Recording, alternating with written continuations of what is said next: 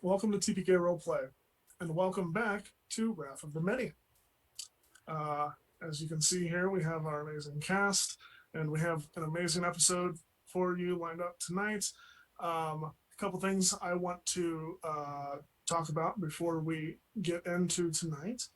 Um, those of you who watched last week's, the session 2 weeks ago or 4 weeks ago, or who have been watching on YouTube, know that some pretty tense and heavy topics are covered in these sessions. I have talked to all of my cast, both before the campaign started and before all of the specific episodes, to make sure that the general content that will be covered is okay to be covered with them and by me. It is also something that all of these topics are something that I am comfortable with. So I just want to let you know, all of us will be going through the content. If you do feel like something is triggering, like if there's a specific piece of content that is triggering you, please take some time, step away, come back to us in a little bit. We will be here. Take some time for yourself. That being said, there is a trigger warning for themes of racism in this episode. Um, Real quick, let's, in overlay order, go around and introduce ourselves and our characters, starting with Chrissy. Hi guys, I'm Chrissy. I will be playing Mira Elmsrest, our Furbolg wizard. Hi, I'm Mr. Rogers. I'm going to be playing Sander Fusebrook, our Zealot Barbarian. Hello, I am Purple Phil. I will be playing our human clockwork sorcerer. Isaac Markov. I should probably say my character's name. Whoops. I will pass it all over to Cash. Hello, folks. Ikash York here. I will be playing Richard Wolverton, the Bardic Paladin. And with that, I'll pass it on over to Heck. Hey guys, it's me, Sir Heckalot. I'll be playing Agnes Cromwell, the human nature domain cleric. And yeah, let's move it back on over to our GM. And I am the GM for Wrath of the Many. My name is Tyrant, and you can find me on Twitch and Twitter at Dr. Tyrant, but that's not important right now. What's important is the session that is about to start. So, without further ado, because I am terrible at improving standard non-D&D speak, let's stop the dumb speak and go into fantasy. Yes, let's do this.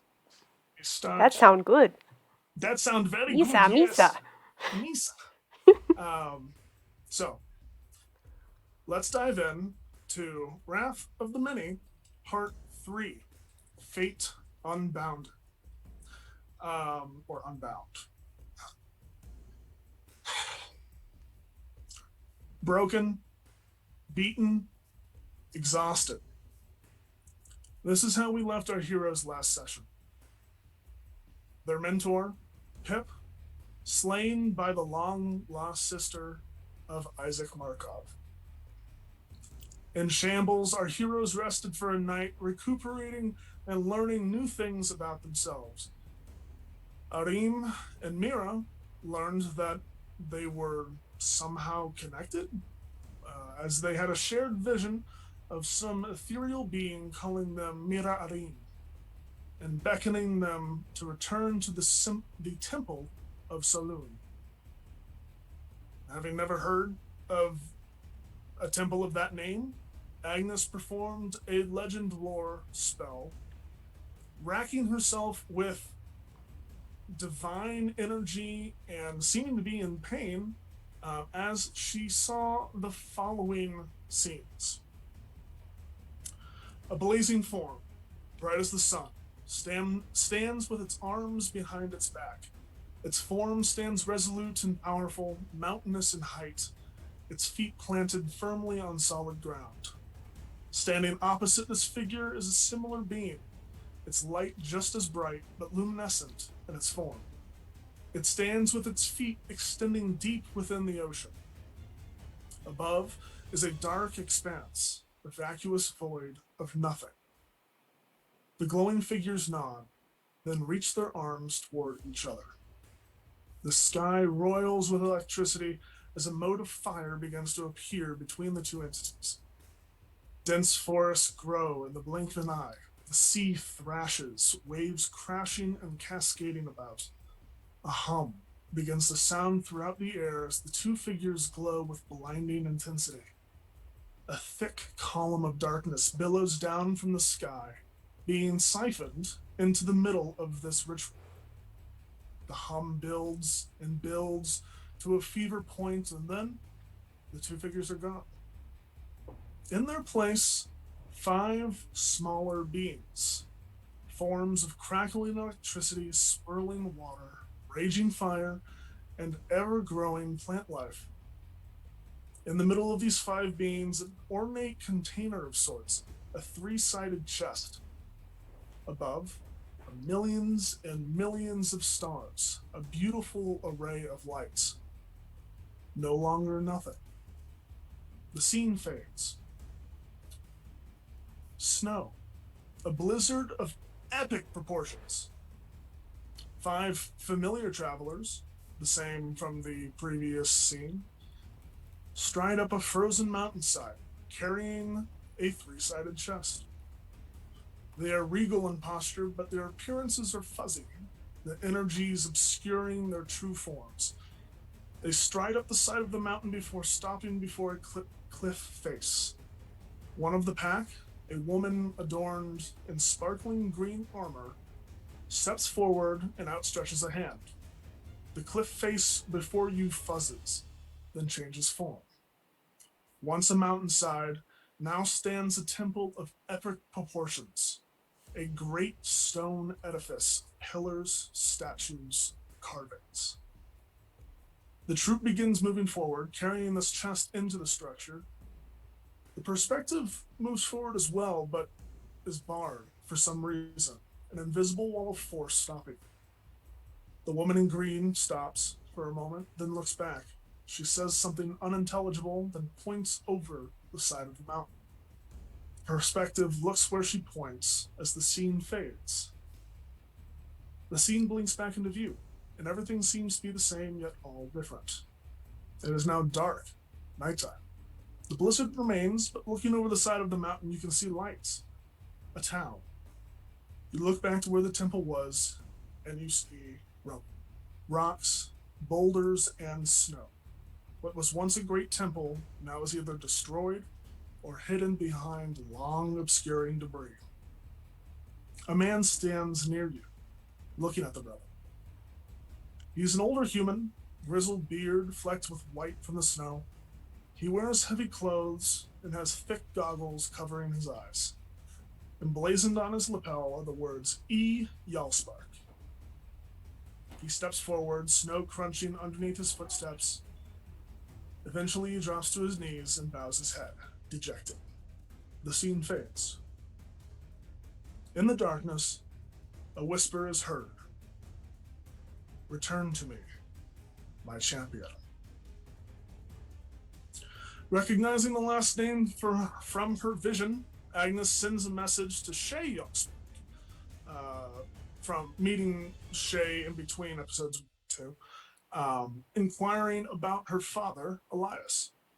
It is made clear that Elias Yalspark had devoted his entire life to finding the Temple of Solun, but both his research and the man himself were likely being held captive by a society of elves in the grand capital city of Elethandrial. Our heroes deliberated on what to do next, and, finally, decided to pay a visit to the capital of the High Elven Republic. Anyone else's mouth dry? Good God. But that is where we will pick up. You all, having retrofitted in a very genius way, a combination between Sandor and Isaac and any magic that anyone else could spare, actually have transformed your old cart into a, let's say, a sleigh of sorts. And this sleigh was retrofitted to a harness that is now wrapped around and fitted to Rocky, the Aviva, the flying bear cat creature that Arim flew in on. So you essentially have a hot air bear cat that you definitely don't say yip yip as you take off, unless you want to. But as you near the end of your long journey, taking several weeks to travel from the southeastern part of the continent to a further north peak. You've been traveling for a while, and as the rocky terrain passes beneath you, is there anything that anyone would like to say or do during this travel period?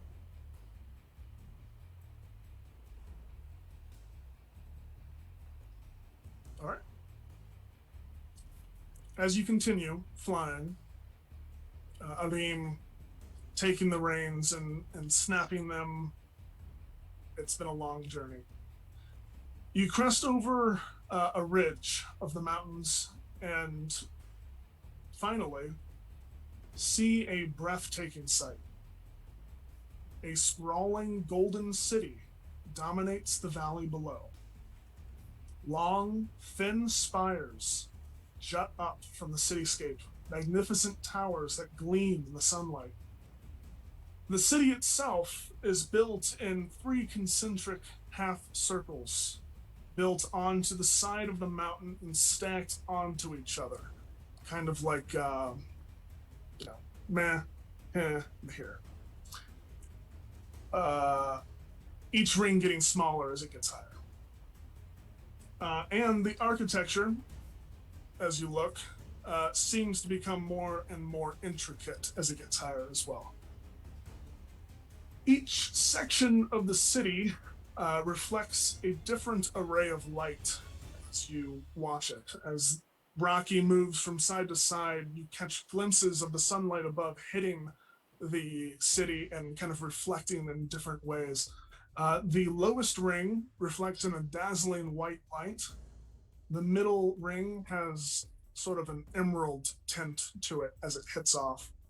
And the highest ring bounces back in a scintillating rainbow effect.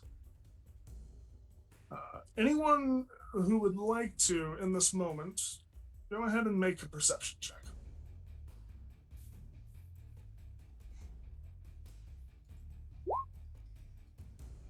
Oh, 16.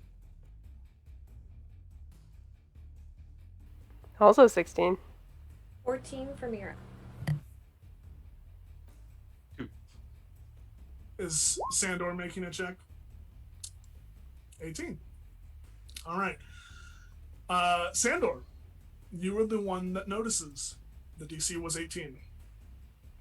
As you peer closer, the rest of you, in awe, perhaps, of the beautiful array of light hitting the city. Sandor, you keeping an eye out for predators, enemies. You glance about the exterior of the city, and as you peer closer, you notice movement near the outer walls. Another ring, non-reflective, built of wood. A shanty town seems to have been built outside the city walls proper. That's what you notice. So, my question to you all, as you are flying in, what part of the city do you direct Rocky to go to? Has anybody been here before? Afraid not. Mira, go ahead and make an Arcana check. Check. Let's go straight to the top. It's never caused any problems anywhere before. Dramatic entrance. That was I would say Arcana or History, you choose. okay. Hang on, because my things aren't doing things. Hang on. Are you using Beyond 20? It's saying virtual tabletop not found, but I am. Do you have the extension on in Roll20? I believe so. I'll try again. But it's coming up as a 21 in Arcana. Arcana? Okay. Mhm. I'm going to try to redo roll 20. Okay, we'll go with, while you work on that, we'll go with 21 Arcana. In your time as a student of the magical arts, you actually have been here before. There was a select group of students from your college that were chosen to make a field trip, let's say. There is a College of Magic, College of the Arcane, here in Elethandrial. Typically, only elves are let in. And you've been here, but it was very much a teleport in, teleport out kind of thing via teleportation circle. So you've been to the Emerald District. And you know the different district names to be the Diamond District, Emerald District, and the Rainbow District. The Emerald District houses the notes. The Elethandrial College of the Arcane and the Elethandrial Repository, a giant library.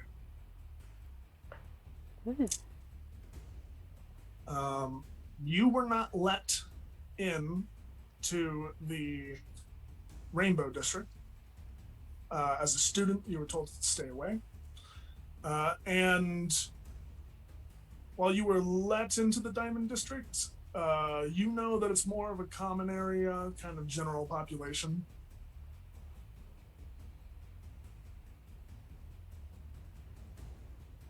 But besides that, you would know that the Capitol building of the Elven Republic is in the Rainbow District, and that's probably where you would find their leadership.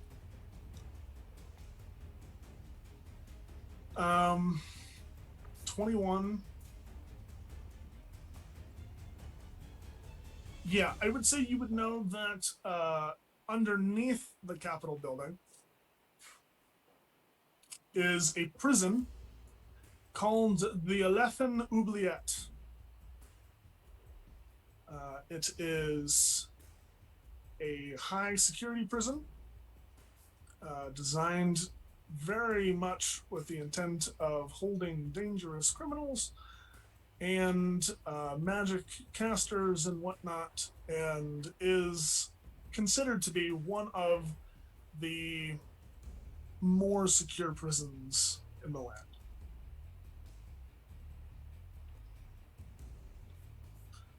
That is the information you have. I would definitely share that with my party. Okay. And I mean, Mira will kind of like,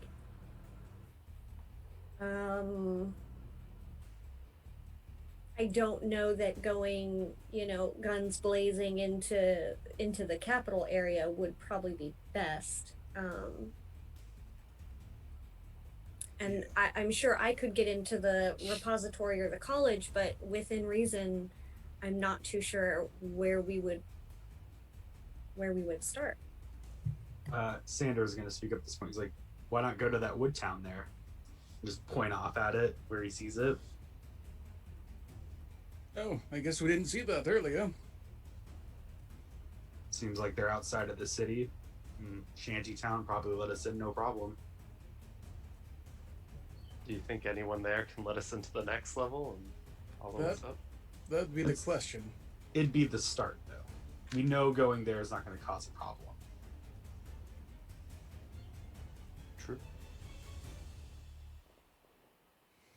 And we're also not sure exactly how well received we'll be once, landing in one tier or the other. Like right in the hottest city, I'm pretty sure they don't take kindly to things just flying in. Yeah. They probably don't care about that shantytown at all either. Otherwise, it looked pretty like the rest.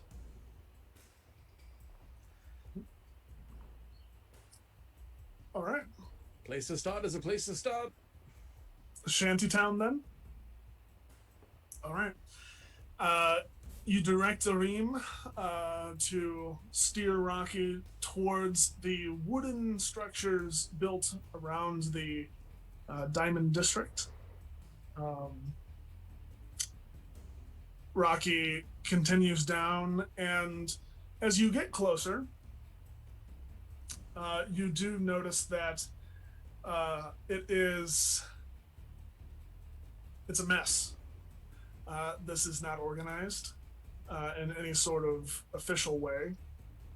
You can see that even the constructions themselves do not seem to be organized. There are patches of people that are kind of huddled together in a fashion. Like the buildings are grouped together, and then off a little ways would be another group of buildings. You can see along the walls that surround the Diamond District, there are guards posted, keeping an eye out below. The gates are closed, and you see a few different spots where you can land. There does seem to be a sort of larger tent that you could land close to. It bears an insignia on it. Yes. Don't know who would know. Richard, if you'd like to roll me a history check, please. Oh, I will attempt to do so. That's not bad. 15. Yeah. Richard's a smart man. You recognize this symbol as the symbol of Tau. Oh, perfect. And it seems like a if this was a war camp, it would be like a command tent kind of thing. But by no means is this a war camp. It is very much a refugee camp. I suppose the question is, what are they all running from? But I think we might know. You That land. might be interesting too. Mm-hmm. You land near the tent, dismount, and I assume go inside. Yes. Inside, the tent is very Spartan. It's not a fancy thing, right? This is not some great land that is on a warpath conquering and setting up a command tent for, their king or whatever. This is a mass shelter. There are racks and bunks. There is a dining hall style kind of long tables in the middle. And you do see someone kind of pointing out and giving directions. A half-orc man wearing simple clothes, but he doesn't seem to be armored. He does have a longsword at his hip, and he seems to be just kind of helping people along.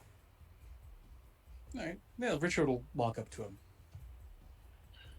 Oh, new refugees, or Yes and no.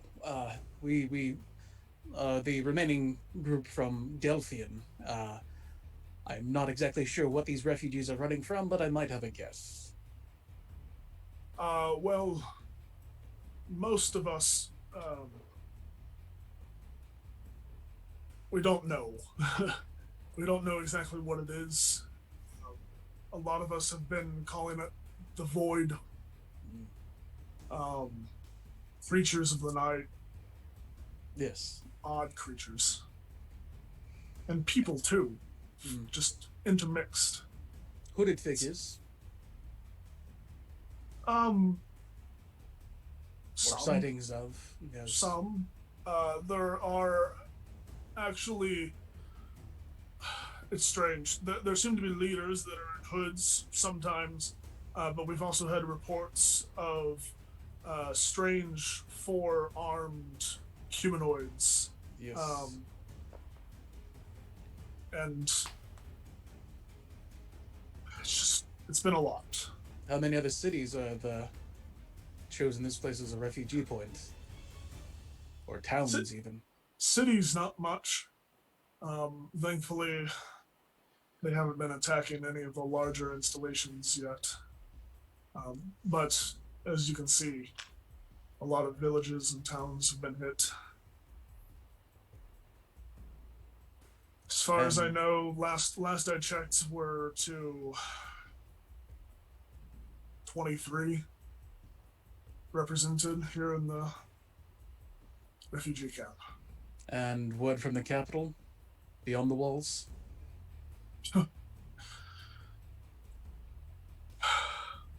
They just don't care. The guards will not let us in, and we've actually been given an order to vacate. And apparently, who knows if they have the stones, but apparently they're going to forcibly remove us. They can fucking try. That's, well, we're hoping to get inside and speak with somebody. Well, I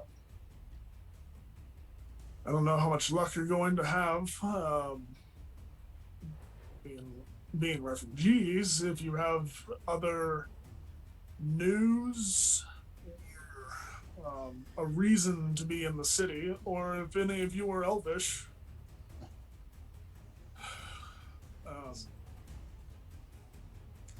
Well, we are on a quest. There is somebody within the walls who has information that might aid us in, hopefully, putting an end to this void issue that is affecting everyone.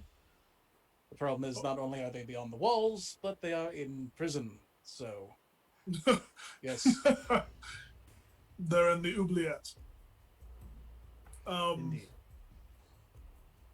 Well, good luck. You know what they say. Not anything that comes in doesn't come out. Kind of superstitious. Yes. Now, there's a lot of sayings going around lately that are kind of coming to fruition. So, who knows? We aim to do the impossible, it seems. Well, if this person in prison truly does have a means of stopping the attacks, then by all means, they should be rescued. As far as getting into the city, I don't suppose any of you has teleportation magic? Do not. Aside from Afraid short not. distances. Mira, have you by chance learned anything new? Miro probably would have been away from you, not like super far away, but she probably would have been standing a little bit off. And she will say, yes, to be fair, I have been working on a few things. I also have some invisibility magic. I I have some teleportation and some other things prepared. Yes, I could possibly help in that area. Oh, well, there we go. Well, that is your answer. I'm not sure flying in is going to do you much good. You would likely be shot out of the sky.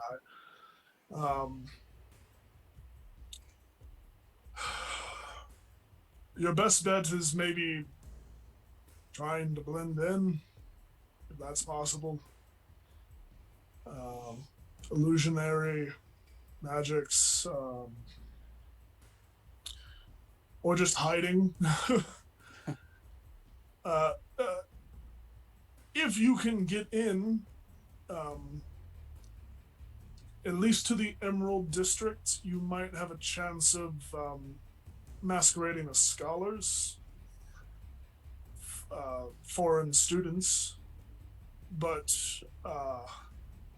again, getting from one section to another is going to be difficult. So anything that you can do, well, do it. If you need a distraction, I'm going to get kicked out anyway.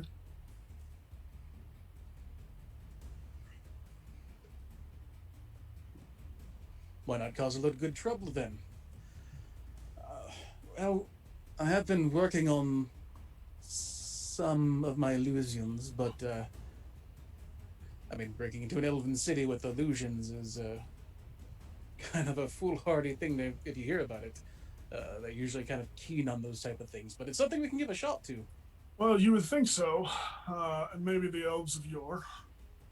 But you sit on your ass for long enough, and eventually your senses dull. Mm. And apparently so do your sensibilities. So, anything that you can do. But if you do want a diversion out here, we may be able to put something together. Maybe if we could think of a signal from within the walls. Signal. I'm not sure. Anything you all can do?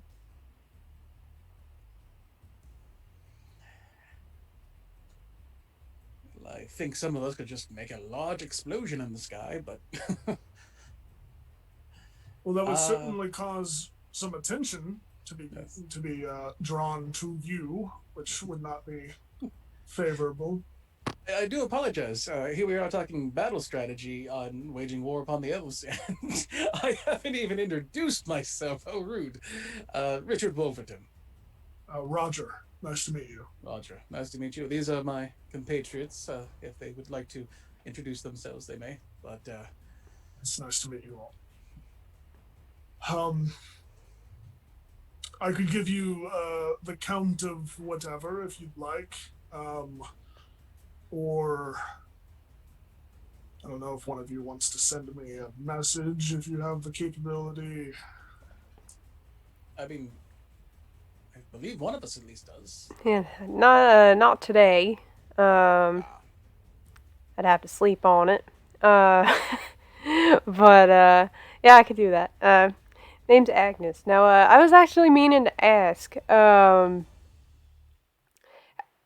Did we say how long you have until our friends in the walls are gonna tell you guys to turn tail?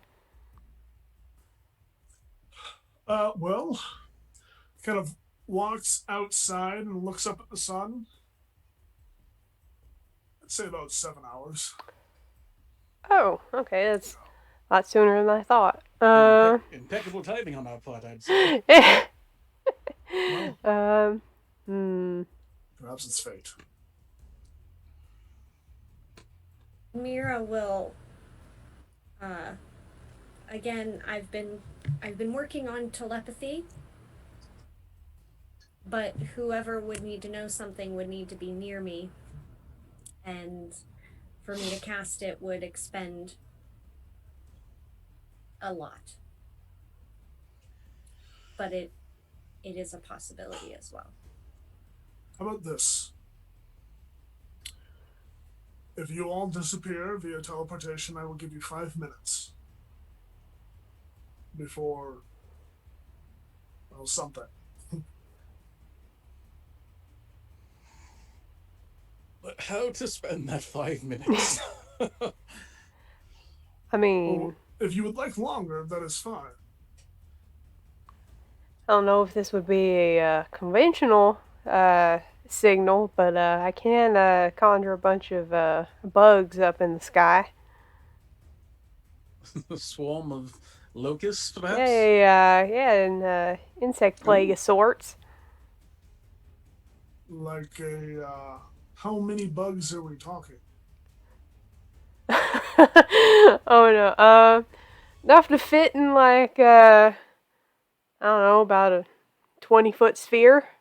Ooh, could you do fireflies? Probably could. If we waited till night, that could work. It is getting later-ish. Well, fireflies. That could work. So Mira's gonna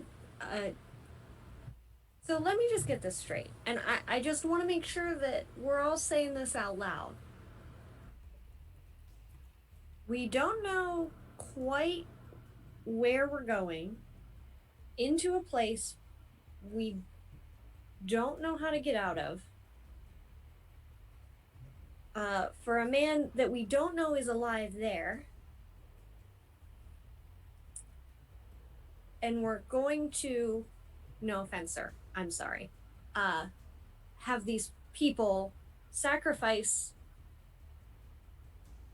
themselves, essentially, to distract the guards. Maybe we should, like, make sure this guy's alive first. Somehow I could try scrying on him. I could do something maybe before we go. So I that could, we know where we're going, or at least what we're looking for. Like oh, he's in a cell that looks like this. Or if he's in a wooded area, we might be in the wrong town. And I could ask. Sorry. No, I you're good. I could ask my god a couple of these questions. Just yes or no. That's something I did prepare. Commune? Mm-hmm. Okay. That's something I could do. Well, if you can ask your god, Evertree, Evertree, yeah. the aesthetic. By all means, I don't have that ability, and not many of us are clerics, surprisingly. But if you have the ability, that would help. Yeah. To be fair, I'm not entirely enthused about going into battle. It is kind of a suicide mission. Yes, well, I mean, in my defense, I'm not very much a planning person. It was just the first thing that kind of happened. So if anybody has a better idea, then absolutely let me know. Listen, I'm with you.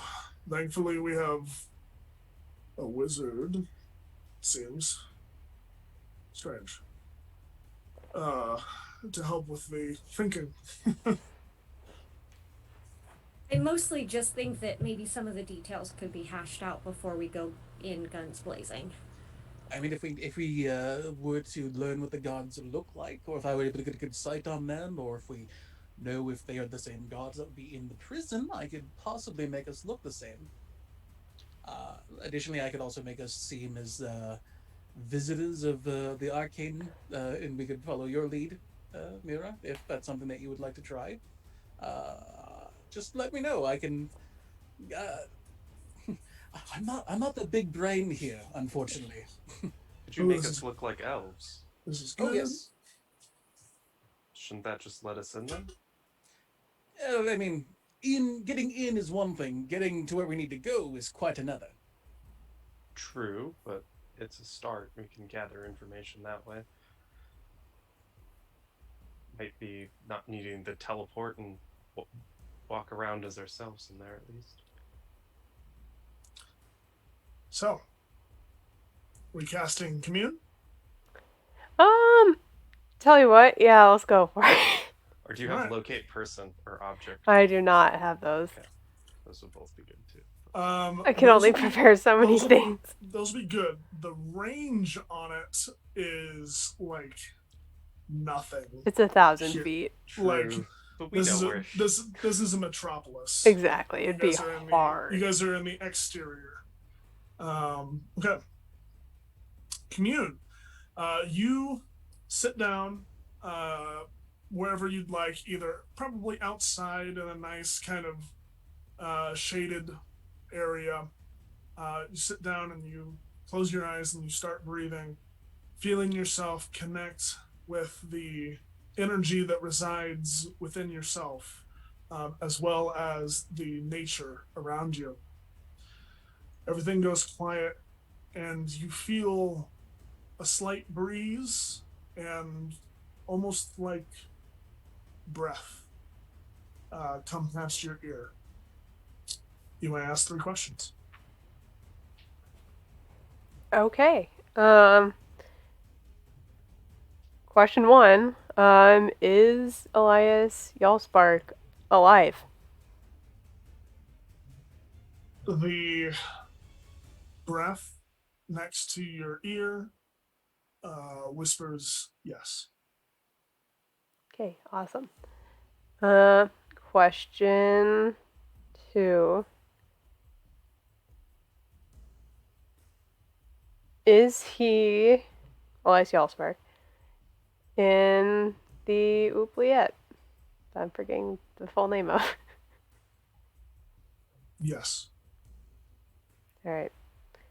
I'm trying to think of a third one. Do you want help? Yeah, help me out, gang. Where are his notes? Ooh. It's a that's yes good. or no question. Or okay, Hmm. that's fair. Well, if we want to see if It would be are his notes in the city, I guess. Or actually, you could ask more specifically a district, and we could eliminate one. I'd Okay. assume they're in the rainbows if you ask if they're in the emerald. Because that would be the second place because there's the Because Very dimension is smart. a common area. Okay. Yeah, I'll go with it. Are Elias Yalspark's notes in the Emerald District? No. Okay. probably in the rainbow.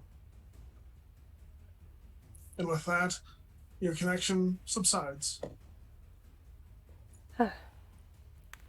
Well, we have our man, yeah, where he's alive, first of all. And he is where we think he is. However, exactly where his notes may be, varies. I just know it's not in the Emerald District. All right. As for, actually, getting us out, she just kind of looks at one of the trees nearby and just really takes a look at, like, really gets it in her mental image. I was like, yeah, if we find a tree in that city, and I'm hoping, with an elvish town, there's at least 1 tree or 2, might be able to get us out in a pinch if we need to.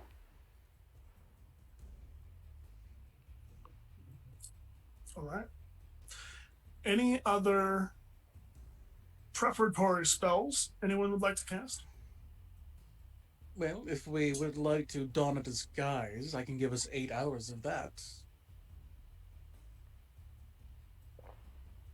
Seems like a good idea to me. All right. What kind of disguise are you going to choose? That would be the question. Would a guise of a god be better? Would visiting scholars of the elven variety be another option? Just elven citizens, but we might be. So, could you change people's proportions and stuff like that, or no? Yeah, I could give or take a foot or so. Just Sanders gonna motion to himself as a nearly 8 foot tall person. Don't know. I mean, I'm sure I've seen quite a tall elf or two in my time. That tall? 7 foot ish. I don't know. Were there any what do they do? Make it look Are like there he's any wearing like stilts. robot looking things in there? Maybe he could look like a really tall automaton or something. Large pointed hat, maybe. Perhaps. Just to butt in, Arim steps forward. Is it possible that we could figure out exactly what some of the guards in the oubliettes are wearing? Just because in Gaul, right, we had a prison, and the uniforms were slightly different. If the elves are as showy as they seem to be, then I don't know. Maybe they're completely different looking. Yes, my thoughts exactly. Perhaps that scry spell isn't a bad option then? Maybe we can perchance see one close to him if he is in the prison. Does anyone have that prepared? Oh, Mira. Scrying, yeah. It was one of the ones when we leveled that I took. Okay. So who are you scrying on? Or I would say, what are you scrying? Well, that would be a question for the group. So I could essentially scry on something I have heard of, but it would, I could scry on something I know. It's a little different. There's a few different parts to that spell. So, the way that I read it, and I might be reading it incorrectly because new wizard, the more I know about the person, basically the more intense the connection is and the more likely they are to know that I'm doing it. So I would hesitate to scry on a specific guard and have them keen to knowing that we are watching them, but also I could, since we kind of have an idea. So you could scry on Elias. Yes, correct. He would also likely know that once I do it. But is he gonna care? He's a little bit less likely to care. I don't know. I feel like he might be less likely to care. Maybe. Can't you scry on Consent locations? is a thing. Is that something you can do? If you have seen it before. Oh, okay. Yeah. Let's just get arrested quick, then we can scry. Sounds terrible. Listen, easy way in. That was my next option. Easy way in, really difficult way out. So I will choose to scry on Elias. Okay. To try to see if we can see where he's at, what the room looks like, if there's a guard protecting him, whatever that looks like. And I will cast that. Okay. Hang So I need to roll a wisdom saving throw for Elias. So what is your DC? Okay, so this is where. Well, no, This is just where tell I'm me wondering. tell me what your spell save DC is. 16. Okay. So the pluses don't matter on the tables? I add the modifiers to my roll. Okay. Check. Got it.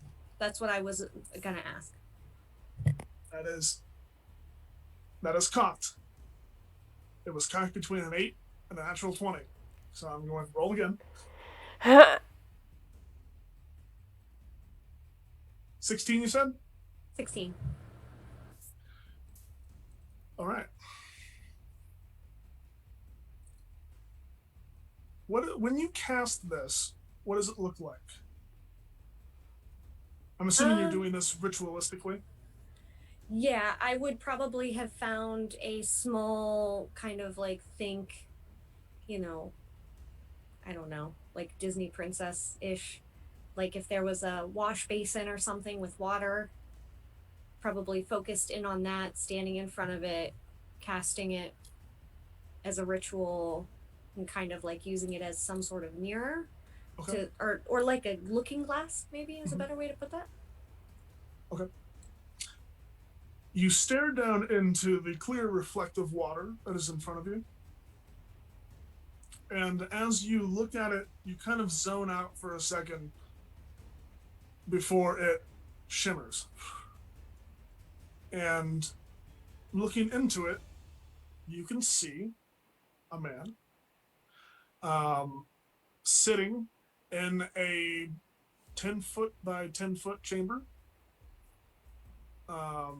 He is kind of grizzled.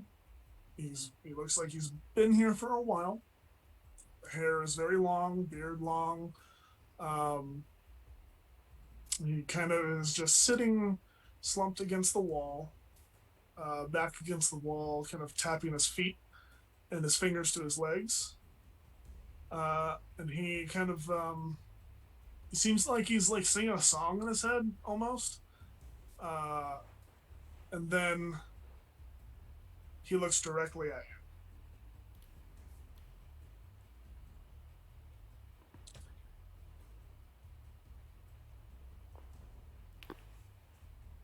He just looks at you. You've been made. Talk this trying? I don't know. I've never done it before. No. Okay. And you concentrate for about 10 minutes. Was the duration of the spell. He loses interest in you after a while. He goes back to his kind of tapping and singing a song on his head and kind of wiggling his shoulders. During the 10 minutes, I would like you to make a perception check.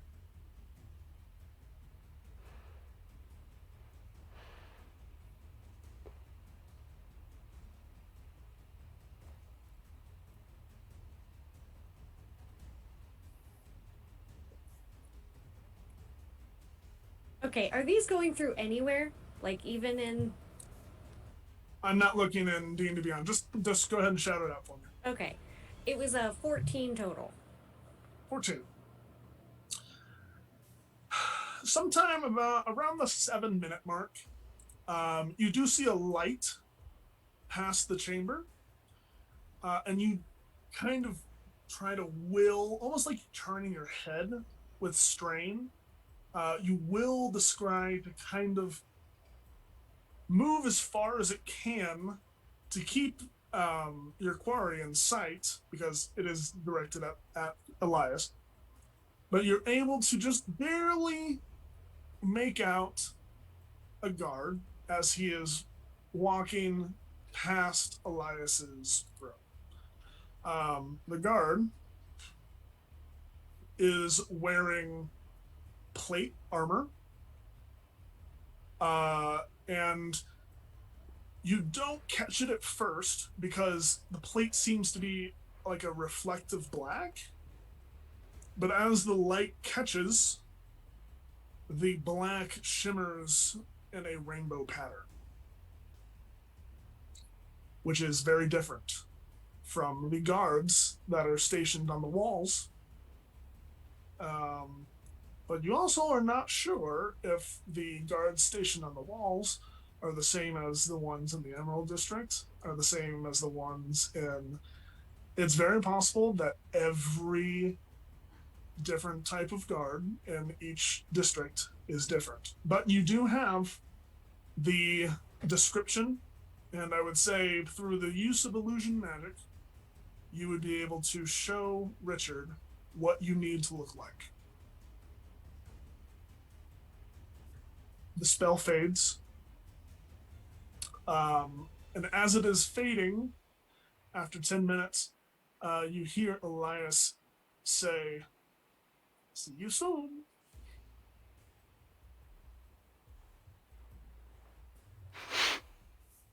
I will wave as the spell ends. Just Just give him a finger guns. casual waving back at the Twitch screen. Mhm. Don't forget to like and subscribe. Oh my gosh. How about that? Down below. Who are we gonna raid? No, I'm just kidding. Oh, boy. Yeah, basically, I will just kind of like finger guns, give a okay, and then turn around and describe everything if they weren't watching or if they weren't able to see it, because I don't know if scrying shows anything when I do it, but It's just for you. it's just me. Okay, so I'll describe everything as you described it and make sure Richard knows everything that we need to know. Yeah. And The guards do wear full plate with helmet. So there's really no need to change physical appearance other than clothing. The size difference may or may not be a problem. But you'll see. Considering two of you are very large. So, what are we Okay. doing? So, well, did Mira describe the look of the outfits, or did she do like Yes. a minor illusion to show it, or? this is a good question. Let me double check and see if I even have minor illusion. I don't, so I would have described it in great detail about Sure. how it looks kind of like onyx, only So I do have minor illusion. So like blurry. basically like crime scene drawing. I like pull up a quick like little image of an elven soldier. I'm like this, nope, like this, Yeah, like this. yeah, Making the perfect. adjustments. Perfect. Yeah. I would say with Mira's passive intelligence, she would be able to quickly and accurately describe what the armor is supposed to look like. Okay. So I think I can make this happen. The question is, do we do it now and have them ask why a bunch of prison guards are coming in from the shantytown? Or do we figure out another route?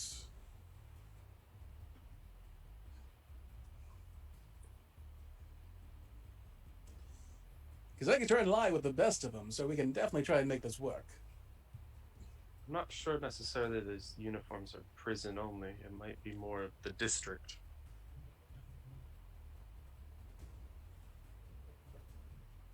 Do I remember seeing anything like that in the Emerald District when I was there? In the Emerald District, no. The armor of the guards in the Emerald District is similar, but silver is a green hue when light flashes over. You know, white and diamondy in the diamond district, emeraldy in the emerald district, rainbowy in the rainbow district, maybe? Put it together, Isaac. Pink Floydy in the Rainbow District. The dark side of the moon in the rainbow district. Yeah. So I mean, I can definitely get us into the correct garments now, and then just kind of figure out a way to get us from here to there. I suppose that would be the other question, though, is if we are going to be heading towards the prison, does anyone know how to get there? And why would a prison guard not know how to get there? Yes. Well, Walk like we know where we're going. It usually works. Fake it till you make it. So, Mira, mhm. if you were to teleport, you would be able to teleport into the Emerald District pretty easily. You have not been to the Rainbow District, so you could teleport there, but it would be a higher chance of things going wrong.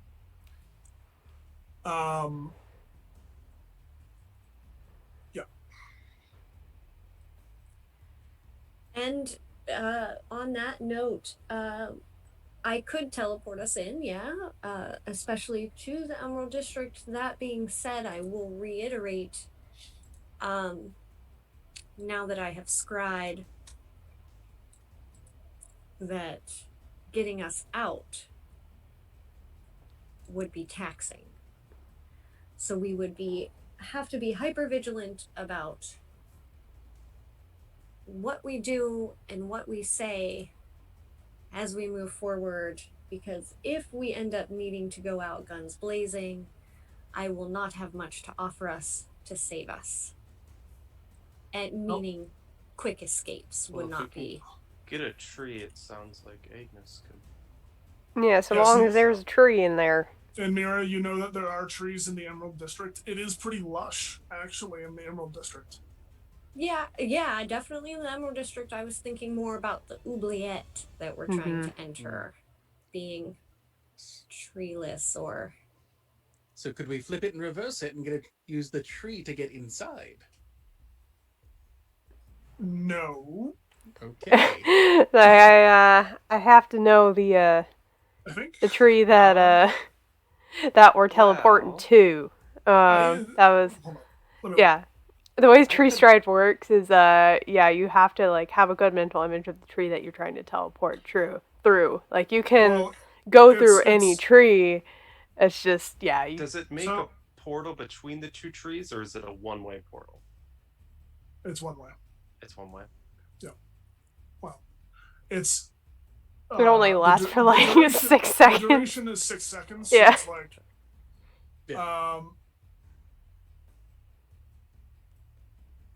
Yes, you must have seen or touched the destination plant at least once before. So if Agnes had scribed, Which I don't have today. Isaac, do you by chance have a periscope or something? Can we fly up? I have a little Yeah. door, and I could take Agnes inside for a little bit and then come back out. but I think the important thing is we can get out via teleportation magic, either through Agnes, right? Right. But the escape from the inside would be much harder to find a tree within the prison, I'm sure. Oh yes. So that's just why I was considering the options that we have on the table. But at least we could get out of the city. How far? Never mind. I don't know if that'll work. Okay. Isaac, I was going to just kind of casually point over to Cheddar, who's been hanging out on Isaac's shoulder for a few, and offer. I could send him to get a good enough some sort of general map, but I don't know how far we would get. Or how much info he could provide, to be fair, but it might be just a starting off point. So you're familiar, Cheddar, the bat. Mm-hmm. You can see through his eyes for any distance. However, after a certain distance, you cannot command him anymore. So you can send him to do a task, right? Survey the area. During that task, even if it's thousands of feet away, you can still see through his eyes. So you could do surveillance. So I could essentially give him a good fly around, and if somebody will, maybe Richard or whoever, wants to sit with me while I describe things, we could have some sort of haphazard map, so that once we get to the Emerald Circle area, we would know the most direct path to the diamond, and then from there we could do the illusion magic to get into that so that we know where we're going. Yeah, so sounds like a plan. I could sit with you and we could come up with a basic map. All right. So I will kind of collect Cheddar off of Isaac's shoulder and sit down cross-legged in this tent and explain to everybody that I'm gonna go a little wide-eyed and I'll be back in a bit. And just kind of, and while that's happening, I will telepathically explain to Cheddar what I'm sending him out to do, and telling him that if he is gone more than 10 minutes to come back. 10 minutes. Okay. 10 or 10, yeah, I don't know, 10, 15 max. I don't want him gone for too long because if he comes back, then I can send him out again if it's not enough. Sure. But I don't want him gone for like an hour and me being just out.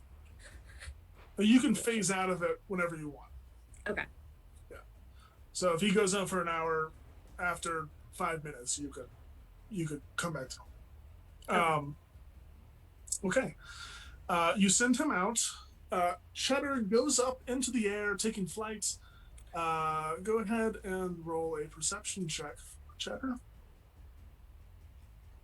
I need a bat stats, right? Yes. Stats, D&D. Did we put those in my character sheet? I think we did. Did we? Extras? It'd be in extras. Yep, there it is. Yeah. And it was perception? Yeah, if it doesn't have a specific perception score, just use its wisdom modifier. 19. 19. Damn. Yeah. All right. He has a decent wisdom. Wasn't expecting that. Well, I should have. Makes sense. Yeah. Cheddar flies up. What districts are you sending him to specifically? Or is it more of a general flyabout? And you or me? Yeah, so kind of sending him to the Emerald District to start. Okay. Identifying the college and repository. And then from there, the best route possible to a gate or some sort of something, even if it's multiple options of how to get into the Rainbow District next. And seeing like what's happening there. Okay, let me give you kind of an idea of what you are going to see from above. The 3 districts are 3 semicircles built into the side of the mountain. As they continue up through the diamond, emerald, and rainbow, the slope up kind of gets more and more, it gradually gets more and more steep. There is a main road that runs through the entire thing, but in each district, it is kind of closed off by gates. I don't know how close you're getting with Cheddar. How close are you getting with Cheddar? It's a good question. Like close here, just give me an idea. Close enough to get like finite details of things, or like just kind of a surveillance. This would be more dependent on what time of day it is. Is it a nighttime or is it a daytime? It's currently? It's like middle afternoon. Middle afternoon. Then nope. Shed's not gonna go into anyone's face. That would be more of like a nocturnal thing that they would do if it was nighttime.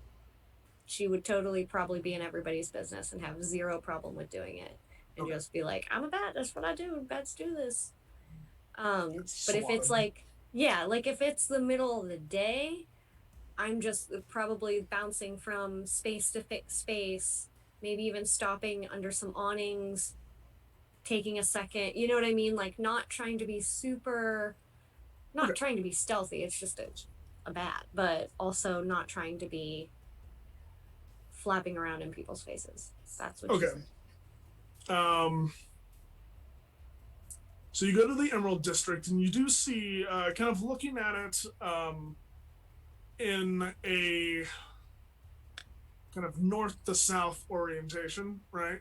Here's the diamond, emerald, and rainbow. Looking at it, facing it like that. On the right side of the Emerald District is the College of the Arcane. On the left side is a large glass dome structure that you know to be the Elethandrial repository, the giant one.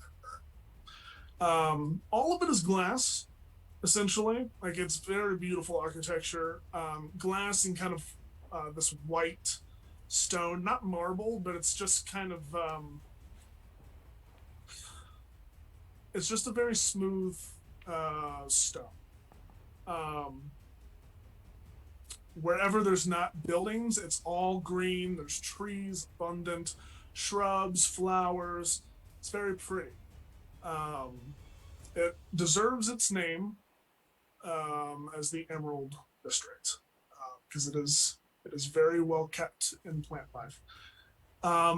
As you continue further, it gets to, so you see the gate in between the Emerald District and the Rainbow District, and you do see that it is closed normally, and there are guards stationed on either side of the gate, on both sides of the gate. You continue in, and the Rainbow District is it's basically a giant building. The entire district is this massive crystalline structure.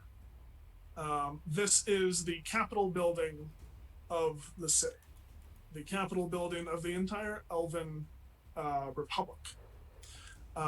It is crystal in nature, and as the kind of later light of the day hits it, it does refract a rainbow in all directions. And you can see coming off of it are just a massive array of colors of all kinds. And you can assume that it actually goes inside as well, as this kind of glass opaque like crystal is the primary building material for this building. But besides the Capitol building itself, there's not much else in the Rainbow District.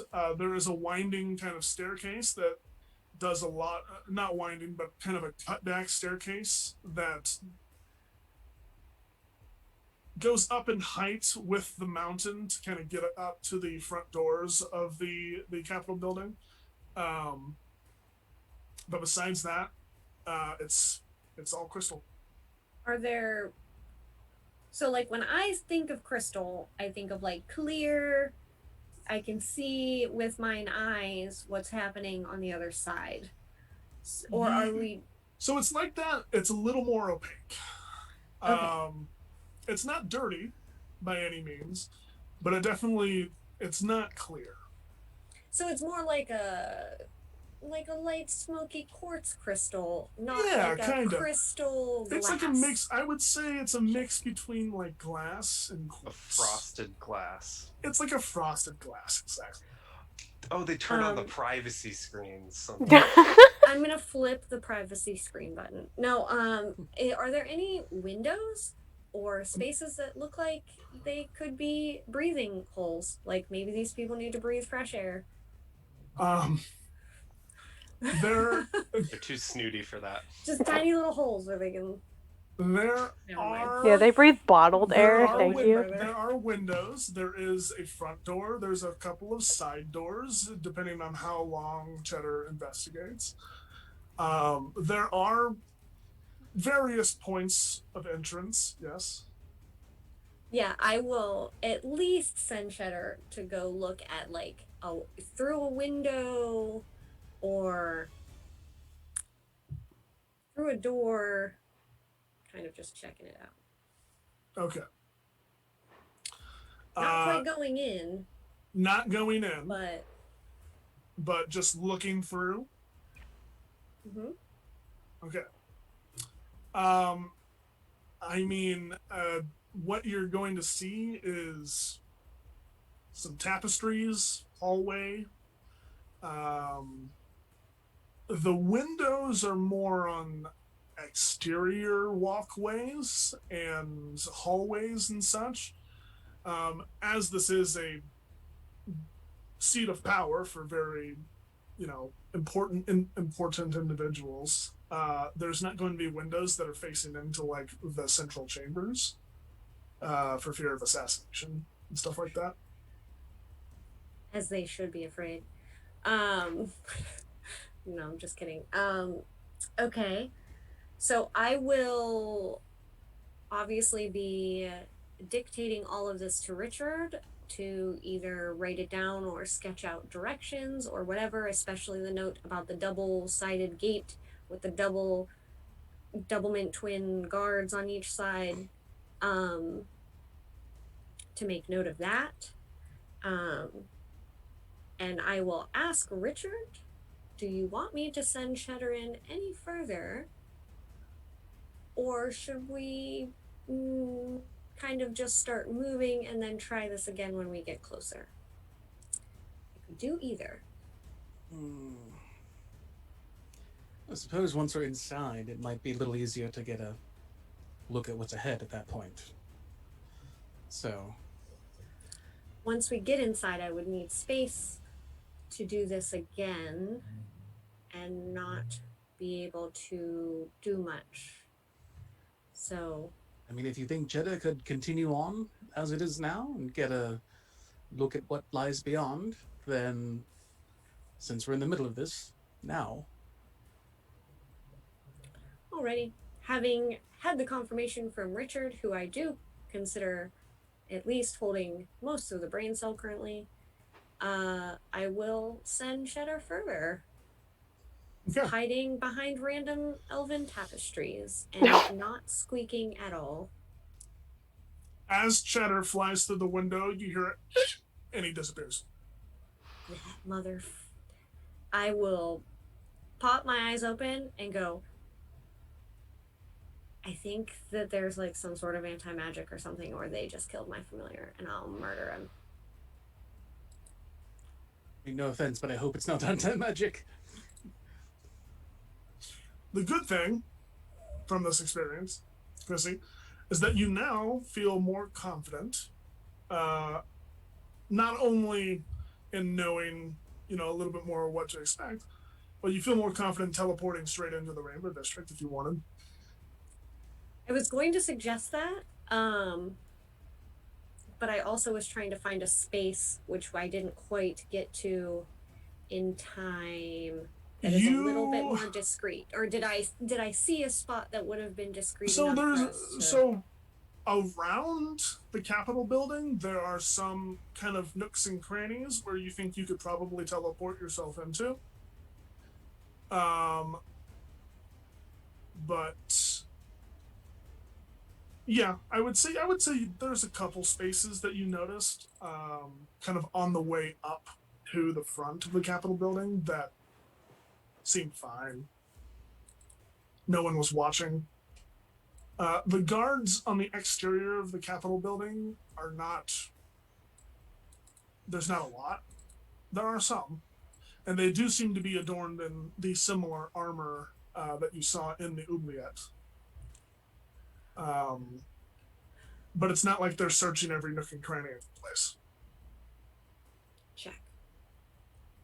So I will explain that to everybody, and I will also say I did get a good understanding. We could probably just teleport right in there. Get ourselves in as close as possible. As far as getting out, I think it might be helpful. Also, for disguising, we could just change armor and pop into a different district as if we were never here. rather than trying to hightail it all the way out. Mm-hmm. Sometimes it's easier to get away with things, and she will kind of glance at Richard, knowing Richard has often caught her doing things under the nose of people very often in Delphian. You told me not to tell anyone. And she will make sure she doesn't say what.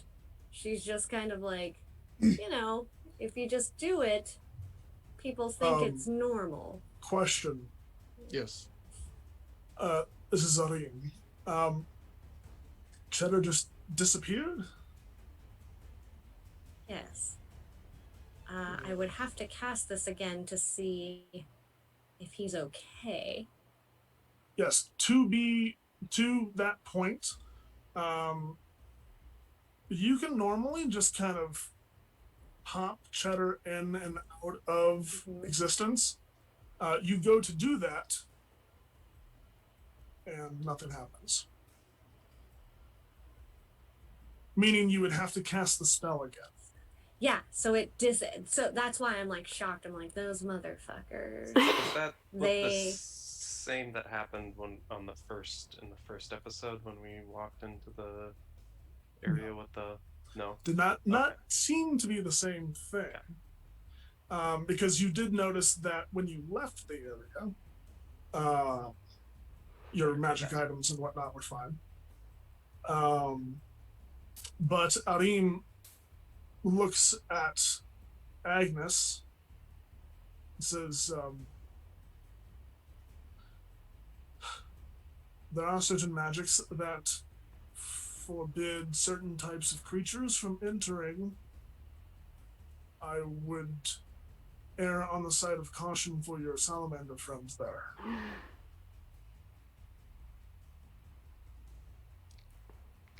I agree. Oh no, Delmar. You could leave him with Rocky if you would like. I'm going to leave Rocky here in the camp, a little further back. Yeah, that's probably for the best. So we have now established that Rocky and Delmar are Appa and Momo. Good to know. Yeah. I mean, I wasn't gonna say. Yeah, I know. I love I it was so already much, typing though. it when you said it.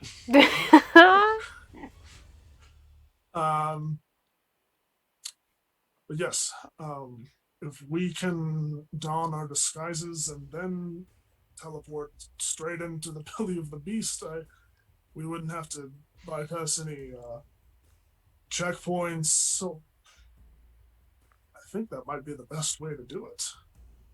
I mean, if everyone's in agreement, then no time like the present.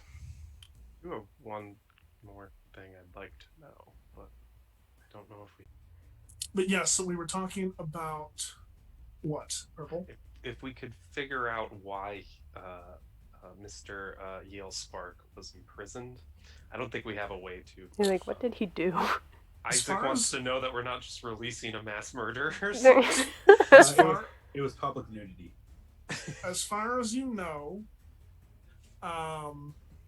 two things. One, the oubliette is reserved for extremely dangerous individuals, either in power or in relation to the High Council of the Elves. Two, you know that his life's work was based around finding the Temple of Solun. And you can probably surmise that it might have something to do with his research, but you don't know if it has to do... Like, he researched multiple things, you know? So maybe it was something specific in his research or his research in general. Who knows? Yeah, I was just wondering if someone had a way of. Can you cast Legend Lore again on a person? I mean, normally, yeah, but don't have that prepared today. Sorry. Yeah. You've probably used a lot already. So, what's the plan? All right. Well, I could get our disguise up and ready, and we can just dive right in. Again, hi. Hello. The anxious, squishy wizard here. Just want to make sure I'm getting this right again. We're gonna teleport into Rainbow District. We are going to disguise selves as officers protecting Oubliette. We are going to go in the front doors. We are going to try to figure out where we can find him in that area. Correct? And I'm literally only asking for clarification because I wasn't sure what we had decided. Or are we going into the Emerald District and trying to go that way? I'm just asking for clarification because Mira doesn't remember, aka Chrissy doesn't remember. Well, I believe with the intel that you got, we were able to make a more direct option for teleporting in. So I All think right, so we the first decided one, on that. Cool. and cool. we could do the disguise now before we teleport in. So Sure. it seeming lasts for 8 hours. So I like that. How, Isaac? Do you have a way to track 8 hours? In my head, a watch? You're asking? Yes, correct. I'm I'm asking the watchmaker if you have one handy. I have a watch. Cool. does it come built in? Rude. Just Actually- making sure. Now that you mentioned that, the way that the arm has connected to your synapses, you do feel every second a. I try not to count it though. Sometimes it can be a little maddening. Oh god, am I gonna have to roll the madness charts here? Oh no, that's a dangerous game. Isaac, though, with the thought of if things go bad, being brought up, will go up to Mira and use his Bastion of Law ability again, just to kind of imbue some of his magic, which will give you a defensive bonus. He's gonna put 5 points in this time, so that's 5d8 at any time you can use to reduce damage done to you if it ever happens. And that lasts until the next long rest, or I use it again, and I don't plan on using it again, so. Okay. So, according to plan, Richard, you cast Seeming. Yep. You all take the form. How many targets can Seeming? Like 10. Yeah, Or it's a 8 lot. or I something No, know I it's think awesome. as long as it's in the radius, he can choose any that's- number. yeah. It's Yeah, let insane. me double check just because we're. Allows you to change the appearance of any number of creatures that you can see within the range of 30 feet. Nice. That's crazy. We just And more importantly, I'm going to make sure we're all, like, under the helmet have elvish features as Okay. well. So, Just in case. beard. Just in case someone tries to go pull off your helmet and they don't touch helmet. Yeah, it makes sense. I'm That's covering fine. all my bases here. Yeah. Just saying.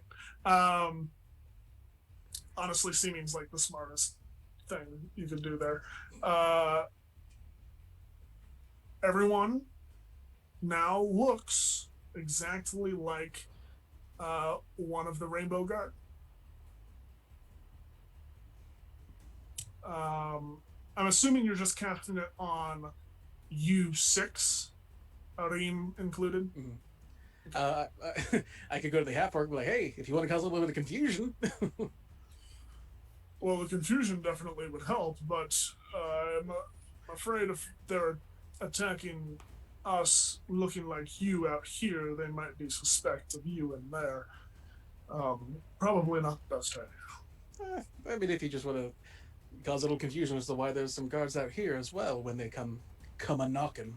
Oh, I think we'll be fine. All right. I appreciate it, though. I will await the signal. If none comes, then, well, we'll see. Oh, right, the signal. Yes. Mira, you are Yes. casting teleport, yes? Yes. And you are choosing one of the shaded secluded areas. Yes. Yes, if there's like a nice pergola around or somewhere nice and In scenic. Park. in the diamond, not the diamond, the rainbow district. Chrissy, please roll a D100 for me.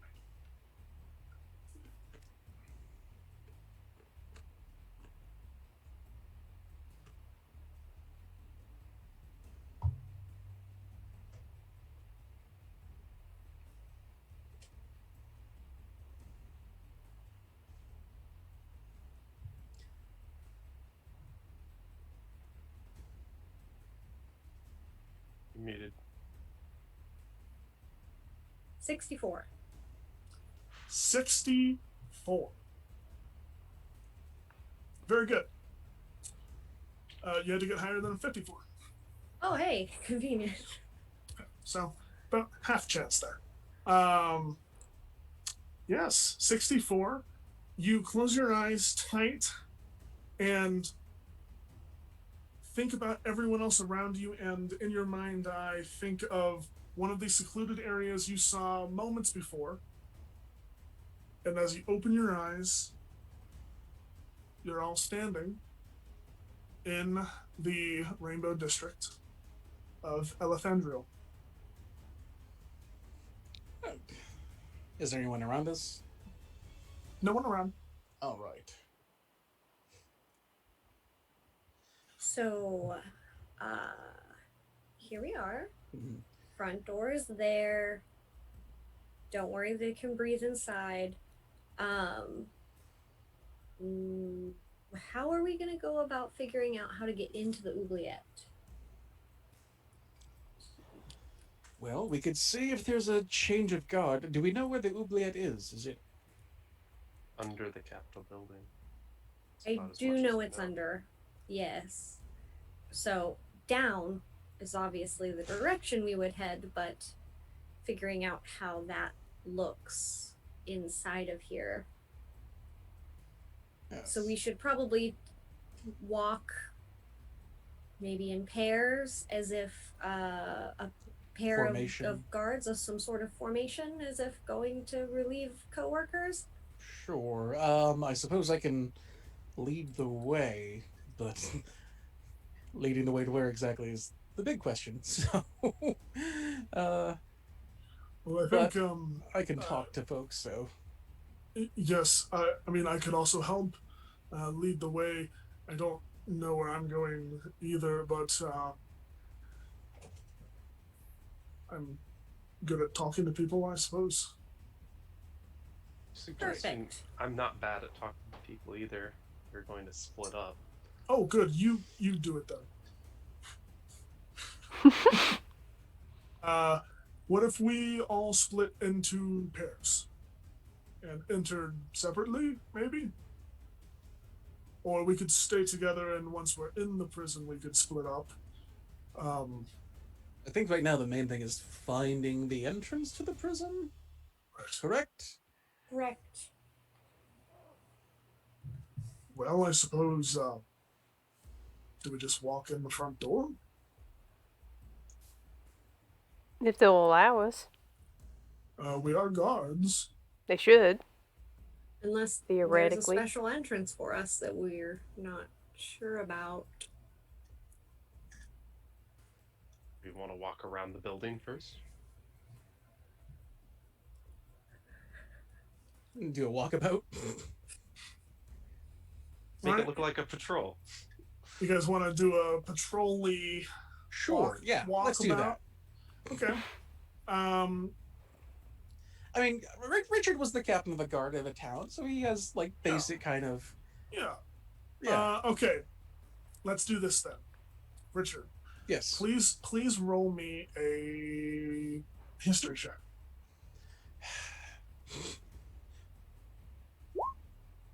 Ooh. 21. Very good. Richard, typically there is typically there's like one entrance to most high security prisons, right? Mm-hmm. And it will vary. It will most likely be found on an interior of another building. There will be no, fresh air to entrance. So you can safely assume that the entrance to the oubliette is inside of the cabin. And that is the next tier. Is that the diamond tier? Nope. You guys are Okay, in the rainbow tier. Yeah. Okay. Yeah. Because the diamond tier was the low, Right. and then Okay. emerald, then rainbow. So essentially, there's something. So there's an interior entrance, is what we're looking for. Inside Yes. the capital itself. Correct. Okay. Likely found in the dungeon. Which, hey, we're prison guards. That's someplace we would be going. Yeah. Mm-hmm, All right. mm-hmm. Yeah. There we go. Follow my lead. Okay. So you all kind of, I'm assuming, Richard, you probably get them into formation or something Yes. like that. Standard marching formation. Go ahead and roll a performance check, Richard. All right. And I assist to give advantage. No. Okay. Could Aram assist because he's got some kind of militaristic background of some sort? I'm going to be transparent here. Okay. This prison break is a skill challenge. Okay. All right. There will be no helping. 18. 18 is enough. Actually, It's 18 not. is enough. 18 is enough. So that is one success. Yes. So you get everyone into marching position, and you march right on up to the front gate, passing multiple pairs of guards along the way, who, you kind of like steel yourselves. No one gives away anything as you pass. They don't pay you any mind at all. They see your armor and then just don't care. You stride up into the Great Hall, and inside, there you are. You enter the crystalline hall of the Elethandrial Capitol building. You can see the walls and ceiling are glittering with an array of color and light as the fading and diluted sunlight flows through. As you enter the hall, you do see sitting in the middle behind a desk is some sort of attendant who looks up at you and then just looks back down at whatever they were doing, seeing your armor. Okay. So as this happens, I'm going to attempt to use the cantrip message to see if magic will work. Okay, who are you messaging? Isaac. Okay. Because in my head, I will stand in the back, probably wherever Sandor's at, because we're probably the two tall, weird, awkward ones, would assume. And I'm just going to mentally just say, just checking to see if this is still working. All goes through. Interesting. Which reminds Wait, I can Richard. reply to that message. If we can get to a point where Richard can quickly cast a spell on himself, discreetly, dipping into a corridor. Yes, and that is a good question. For finding your way to the oubliette, you are nondescript and have that under control. Who wants to helm finding the oubliette? It cannot be Richard. I will mentally message. I'll do I it. will mentally message Sandor and ask if he has any ideas on how we could figure out a direction, because he seems very adept at handy things. All right. Are there any signs or anything like that around, or no?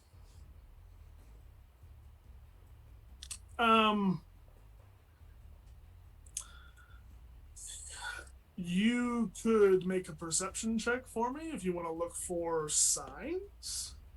If I'm doing a perception check, can I add in also like just general pathways that he can see as well? Okay, so if you're trying to intuit this versus like find writing to point you, I would say survival instead. Okay, before you roll, just real fast, before you roll, I'm gonna see, Sandor just kind of like, no, he has the mask on, I can't see that he's trying to look, never mind, I can't do it. I have a +8 to both, so it doesn't Okay. matter which one. Okay. So, You have a +2 from chat too. At some point.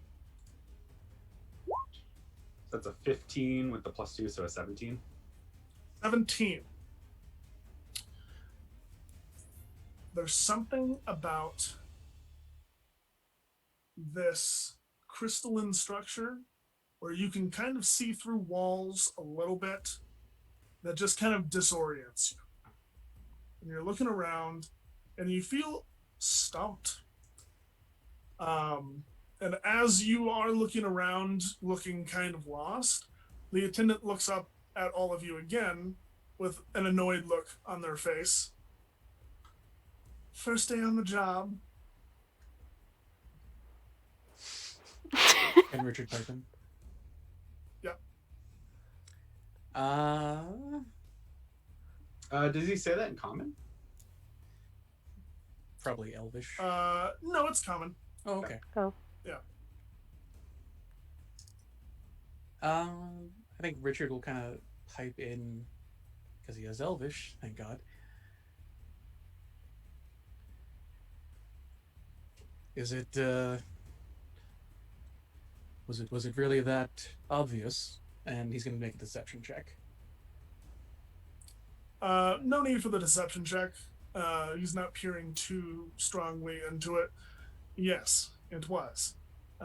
Down the left corridor, down the stairs, and the entrance is to your right. All right, can we vibe check him?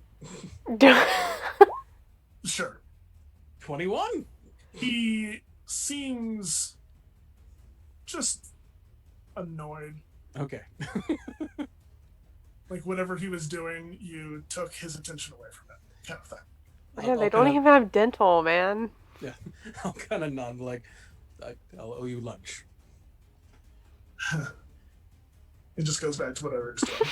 And then, like, I kind of motion everyone else to follow in line. So that is 1 success and 1 failure.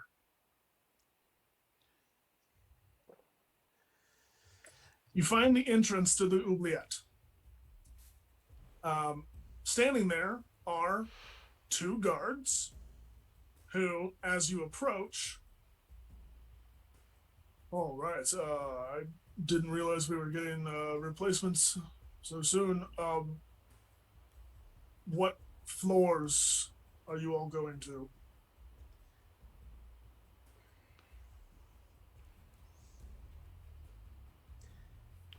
I'm going to make a deception check.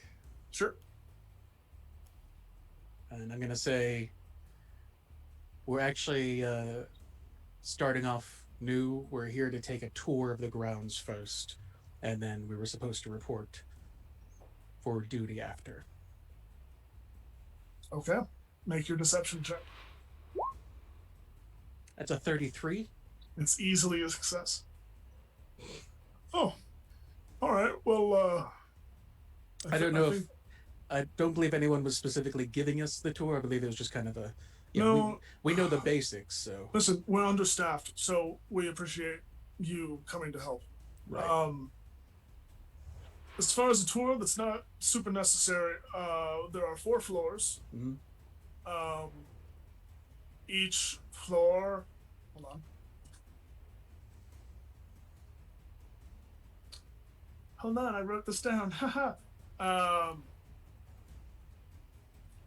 Each floor has a central guard post where the stairs kind of go down, right? You will be walking around on, your walks, your routes. Try to hit the same spot like every 10 minutes or so. Let's see. I believe mainly they just wanted us to kind of get an idea of what the routes were and where Right. they wanted us to. I'm your tour. Right. Yes. Like we don't have the manpower to show you around. So Of course. Let's see. Each level has 4 halls that branch out. Those halls are a T and they all connect. Each hall has 40 cells. And you can identify cell numbers by the floor. So, Of course. 4, and then the cell number 2, so 402, and then the directional, cardinal direction of the hall. So, a typical cell number would be like 402 south. All right. Let's see.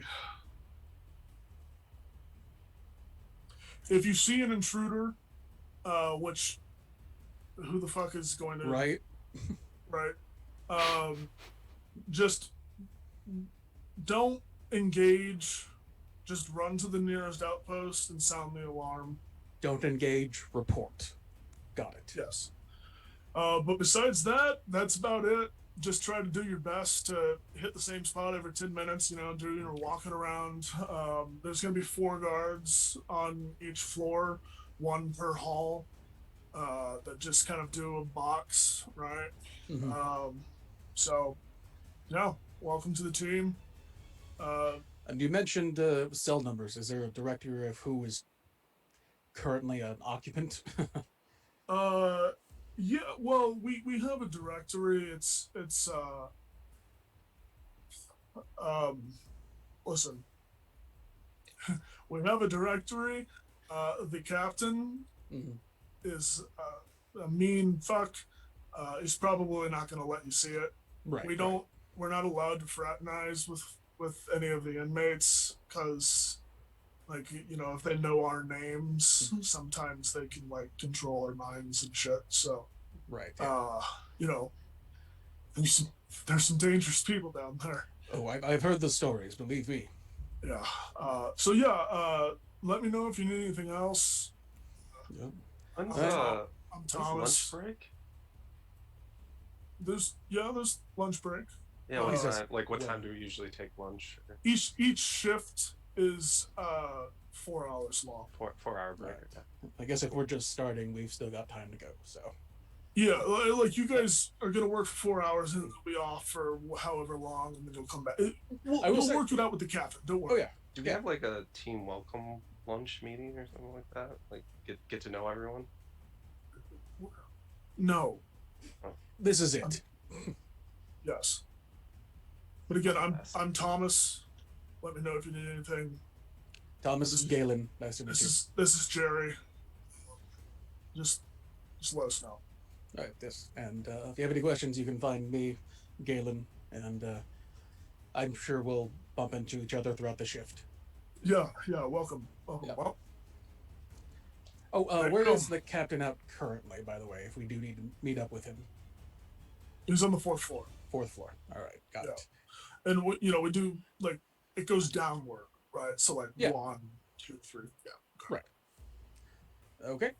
I believe that's it. I believe we'll just take a quick, kind of glance around, and then we'll meet up with the captain. And chances are I'll probably give you a break for lunch at some point. So. Yeah, absolutely. Well, nice meeting you.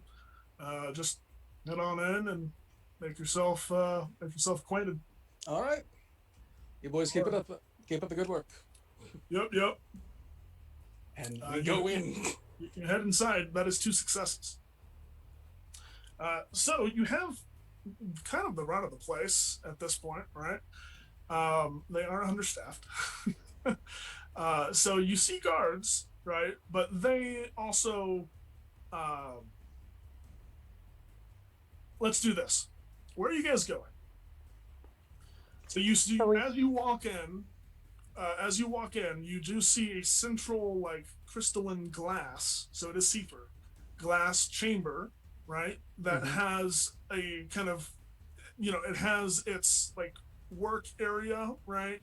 And it does have this like central pole, running all like floor to ceiling, that has like for a lever on it. It's not a button; it's a lever. You can assume that's probably the alarm. There are stairs that, in like one of the corners, start to walk down. So you can walk down the stairs and do whatever you need to. So what floor are you? Now we don't have an idea of where he is, right? Nope. Not that you know. We can either split up and cover more floors, or we could go for that directory.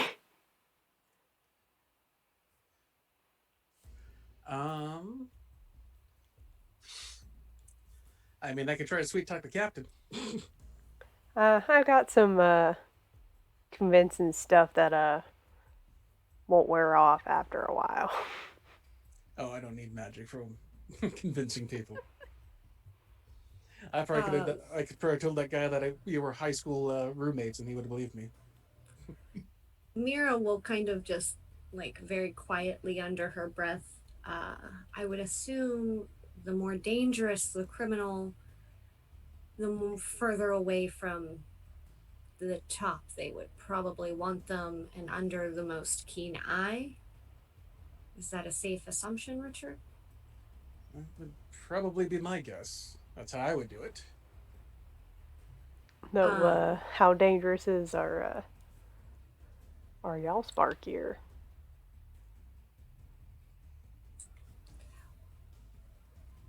Dangerous enough to land himself here, I think.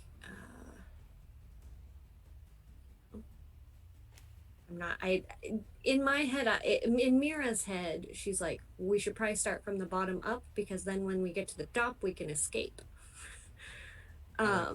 Rather than the opposite direction and possibly getting caught. I suppose in my head, I'm like, work from the bottom up so that if we're going up, if he's on the first floor, then we're lucky. We're closer to the exit rather than starting on the first floor, possibly getting caught on the first floor and not getting to the fourth where he might be. That's where Chrissy, the player's brain, is at above the table. Mira's brain is just thinking that he's probably in the darkest, deepest hole because he's probably super dangerous. One thing. So Richard got you guys in, but that deception will not count as a success because he got you your first success. You guys to be doing individual things here. Don't want Richard to do all of the work for you. 2, Agnes, you did see a couple of trees kind of lining the perimeter Awesome. of the Rainbow District. So they're a little further, they're a little far away. You'd still have to get to them, but you're not going to have to go through gates. Very good. So, what are we doing? Rich will just kind of like keep point, and I suppose we'll head down. Okay. You are heading to the 4th floor? Yes. All right. You continue down and down and down. Each floor is about 20 feet high. So you're about 80 feet down, right? As you get further and further down, you start to see less guards. Because like if someone's going to escape, they have to go through the entire system, right? Right. But eventually you do find the captain, who is in the guardhouse on the 4th floor. Now the captain is a mean-looking dwarf woman in full plate, not wearing a helmet, and she just has this big scowl on her face. and is kind of rifling through a book, and also like writing down information to the side. Looks like she's kind of doing records or something like that. While we were on the way down, could Isaac investigate these levers for the alarm? Yes. You may. What are you trying to do? Trying to sabotage? Yeah, maybe. He wants to see how they work and see if he has a way that could prevent them from going off. We could do a lap and like find all the levers. Well, they're all in the center, right? So it's just 4 levers all the way down. So we go down. I would say passively, you can kind of understand what's going on here. Levers are magical in nature, right?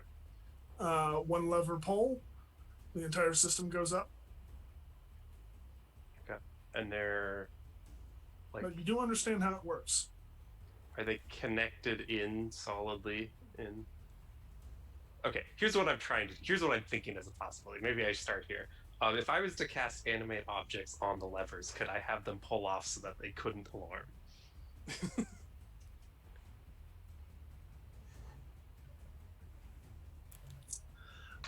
I'll do you one better. Okay.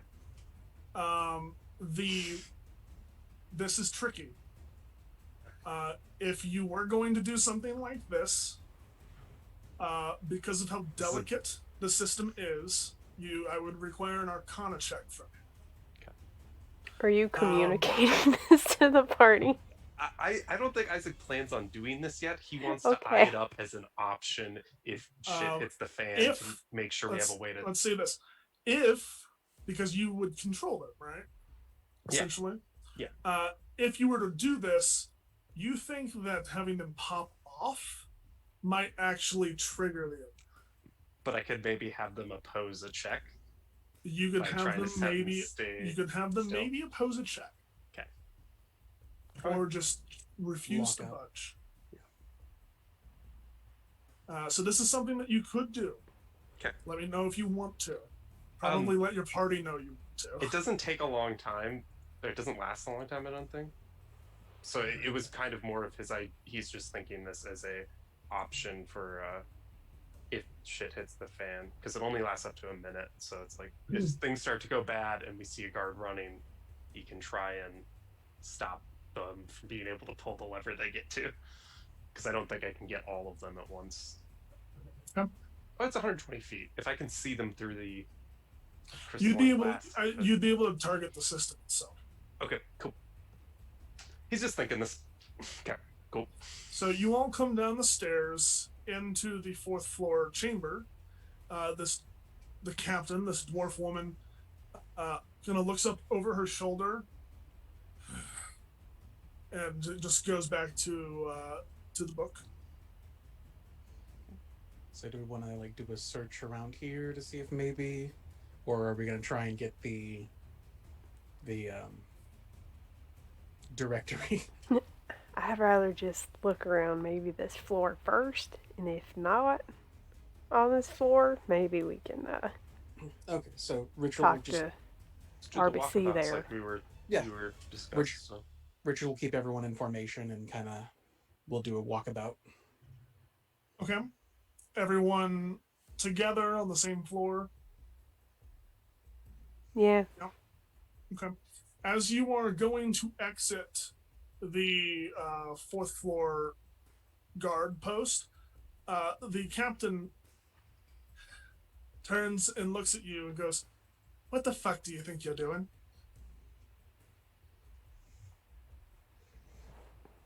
Patrolling? All 6 of you.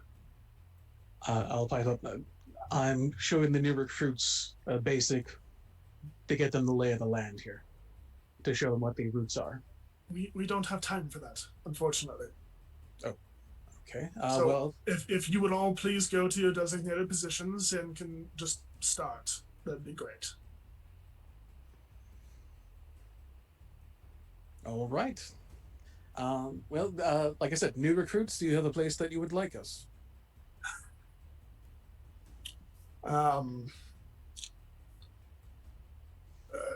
Yes, split off into pairs, and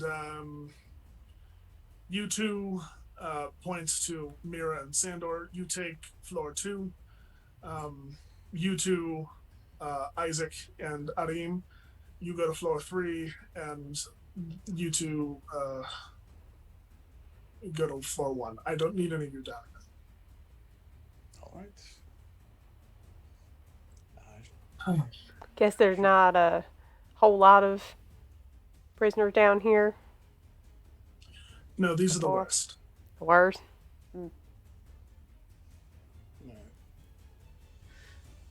Less people down here, the better.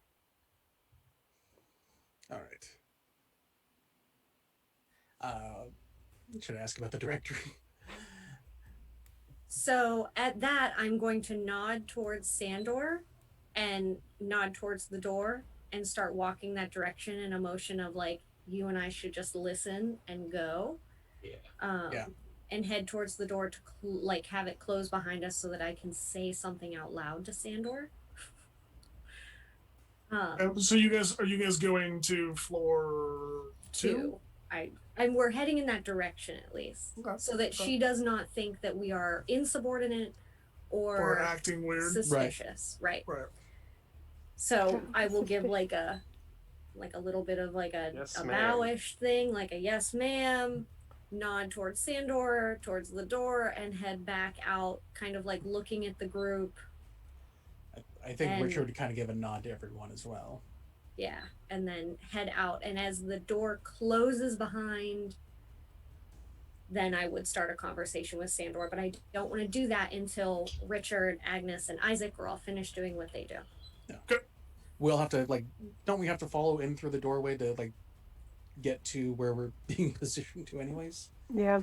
We're all Okay. gonna go the same way. So I think we would all kind of exit at the same Yeah, time. you all kind of just walk up the stairs together and then split off at your respective floors. Okay, so nobody's staying behind to try to get the book.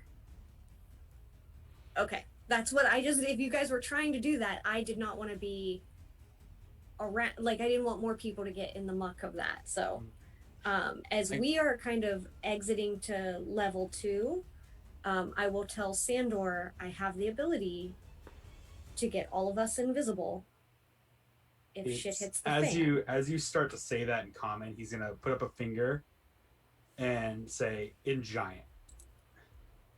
And she will say it to him in giant. Nobody outside And of us will and probably nod speak giant. thank you for catching that. And making a point to say it quietly as well. So within reason, we don't even need to come to this floor. You and I could go back down there if we wanted to. All right. Or or we could just see what's on this floor and go from there. Which are both I'm willing to do, but I would say, since we're all kind of going at the same time, I would just say let's give it 10-minute intervals and meet back in the center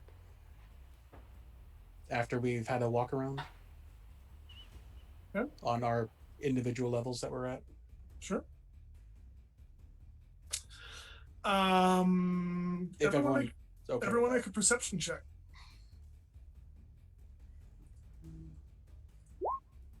21.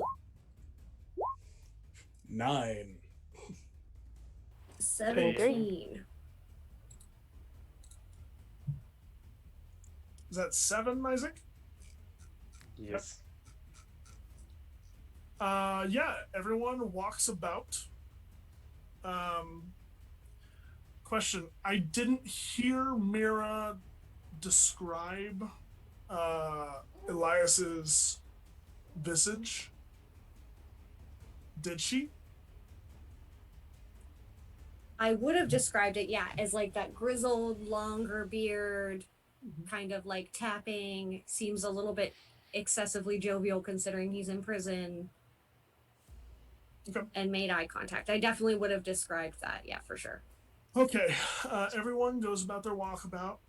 10 minutes. Isaac and Arim on the 3rd floor. pass by a cell, and they hear, or Arim hears, some light humming. And he looks in, sees a man just vibing. vibing. Just popping. Does he look like he has a beard? Well, as you will note, many of the occupants of these cells have very long hair and beards. I don't know. Yes, it doesn't seem that razors are very common, considering what can be done with them. Makes sense. But some people don't grow beards. So. Right. I mean, there's some baby faces in here. Okay. There's some races in here that don't have beards, and you will notice that it is a wide mix of races in here, and no elves. Hmm.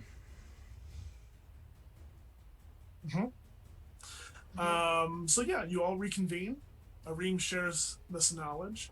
I believe the third floor, cell 317 South, is where our friend is.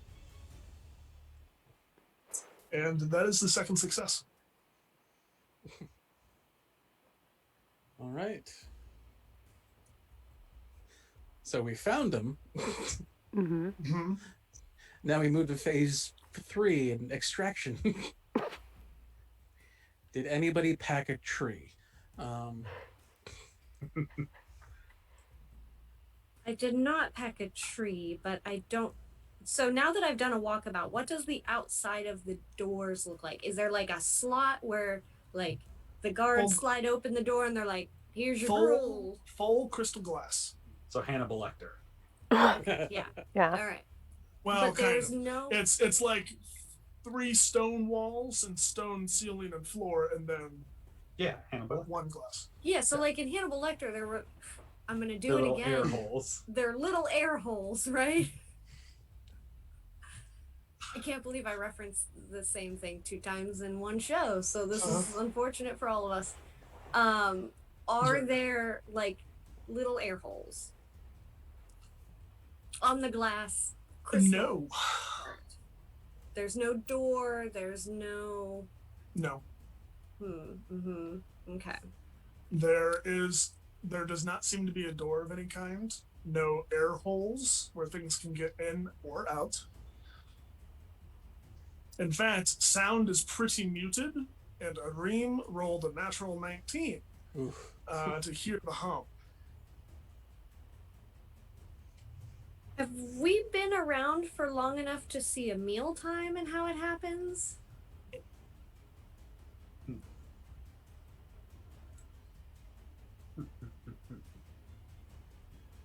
Are there other guards on the levels with us, by the way? There are, but they don't really. There's no like interaction really. There's not a ton, right? There's like when all of you arrive, 2 of the guards just kind of leave whenever you start patrolling, and the others, like the watch never really kind of meets. You just kind of stay in your lane, you know. So what were we talking about? It was Getting our you were boy talking about out. the cells. Yes. How to get Elias Nullspark out of prison.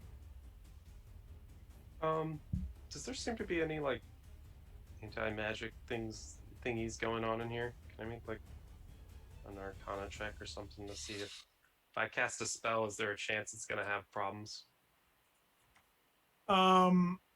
You don't.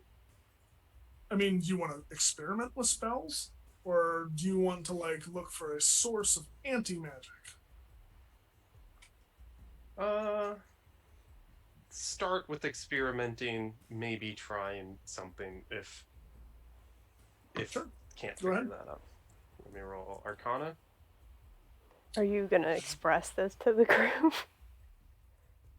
I mean, searching, no. Casting magic, Okay. maybe. Would you like me to? No, it's Expressing? okay. Like, You want to give me guidance? Is that what you're... maybe. But also, if I cast magic, that kind of defeats the point. Never mind. Fair. Yeah, I'll roll an Arcana. 22. You were thinking maybe the alarm system might have been on a closed circuit, but as you were kind of doing your rounds, you still felt the residual kind of arcane energy that is just kind of generally felt by spellcasters. It doesn't feel empty. It doesn't feel, muted in any way. So it doesn't seem like it's dampened anyway. Okay. No. Does it seem like it doesn't connect to the alarm? The alarm's on a closed circuit, that's what you said?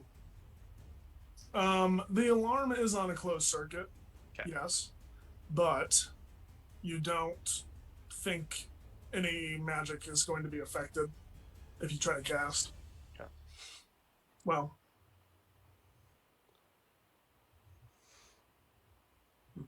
who knows? While we're doing our rounds, do we see any of the prisoners like being fed or given food?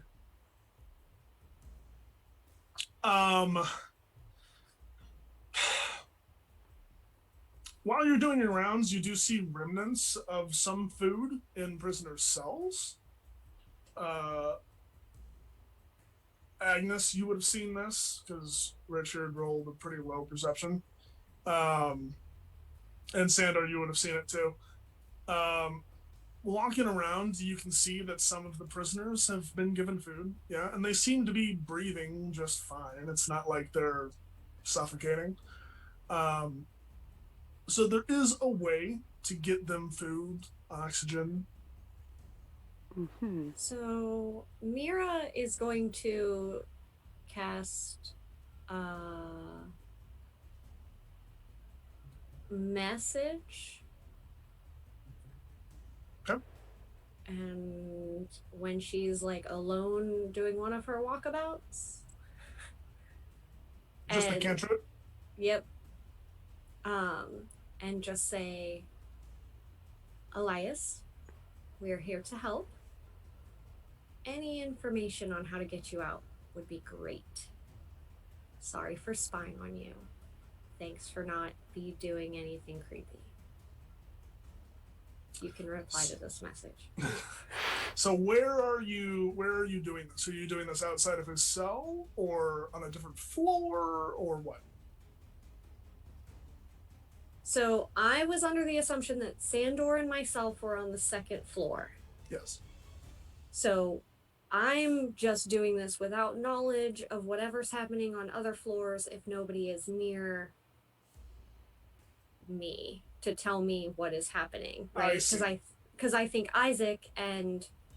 So this is before you all convene? Correct. Okay. When we were doing a walkabout. I just didn't want to interrupt people. There is no response. You feel that it did not connect. I could say, like, once we all have met in the center again, we could switch floors if people have ideas. Yeah. Of getting to the third floor. You also know you need to point in the direction they are, which, who knows if you pointed in the right direction. But you also know that the spell cannot go through a foot of stone. And there's more than a foot of stone between you and him. Yeah. Check. So knowing that it's not working on the second floor and not knowing yet anything else, that's what Mira would have tried. And then once we meet up, if somebody wants to come with me to the third floor, we can keep kind of rotating people around on floors. Sure. And see what we can come up with, like Richard had suggested. Like, yeah, so you get back to all together, and Arim does tell you exactly where it is. We I get wonder him if we out. could- How quickly do we need to move? Probably quick. Let's assume quick. How Once we quickly get him can out, we move? I can make us all invisible. We would still have to be quiet. We would still need to be able to get to a tree for Agnes to especially get us out. I mean, I could also cast the spell again and make him look like a guard, and we can all go have a lunch break. I can get him True. out. Where do we want him out? I can get him straight to the street if we want. how? Can make a door, walk into his cell, grab him, make another door, go to the street.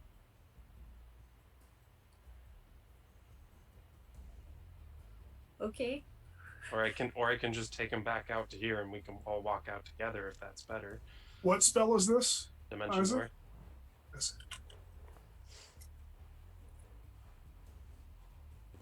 Well, let's do the quick swap, and we can get his input, because he'll Yeah, know the. I would like to talk to him first before we do this. So why don't the two of you take the third floor, then we'll just kind of rotate around. All right. So now Mira and Isaac are heading to the third floor. While the others kind of maintain pattern. Mhm. Yes. I wonder if we could eventually like how we're kind of shifting each other out. If we could shift out the actual guards on floor 3 with just us. I mean, It could be interesting. If you show up, who knows what will happen? Mm-hmm. You know. Okay, so the two of you make your way directly to his cell.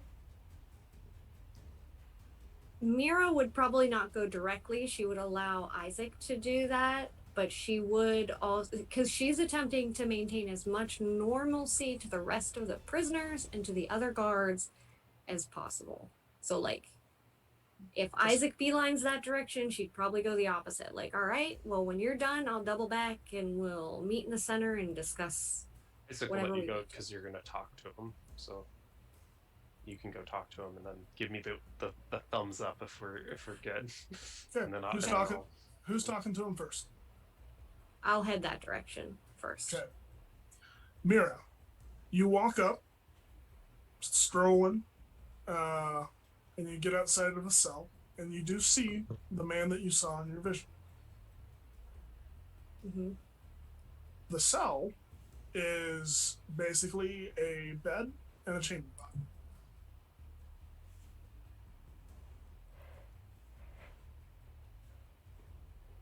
Okay, so I will again attempt tiny little finger gun. Mhm. You might even recognize it. Whoops. And cast the mental message cantrip again with that same message of hello. We're here to help and get you out. Okay. Any information or helpful tips would be appreciated. Sorry for spying. I'm sorry, I didn't mean to be creepy. Just looks up at you. Well, that took you long enough.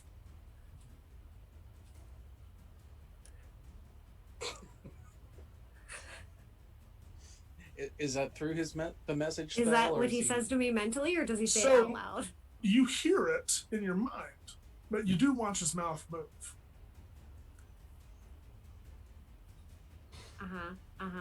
So mentally, again, I'm going to say, yeah, we've hit a few snags along the way. Any idea how we get you out of here? Do you get the key? There doesn't. Okay, that feels too simple. One key.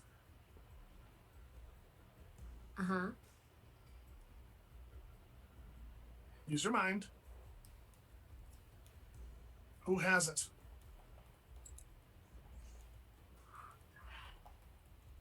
I will go dead silent and turn and point towards Isaac and say exactly that. Isaac, apparently somebody has a key. Who has a key?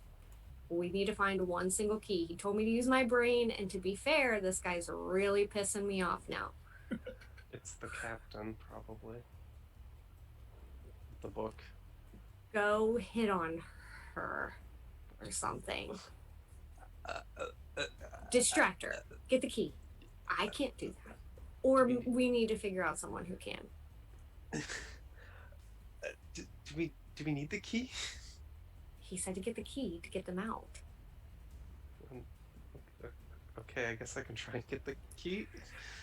I mean, I guess it doesn't have to be you. But it's got to be somebody. It'll work. Or send one of these other guys. Tell one of the other guards that are here that he needs. Not supposed to interact with them. Yeah, okay. I'm trying to get creative here, friend. So maybe we tell one of the other guards, can you run down to the captain? You start a distraction in another cell and say, hey man, we need the key, we need to get into this one cell on floor 3.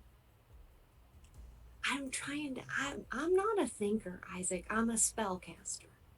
I guess that kind of makes me a thinker, but not like the way you think that I'm a thinker. You're a wizard, Mira.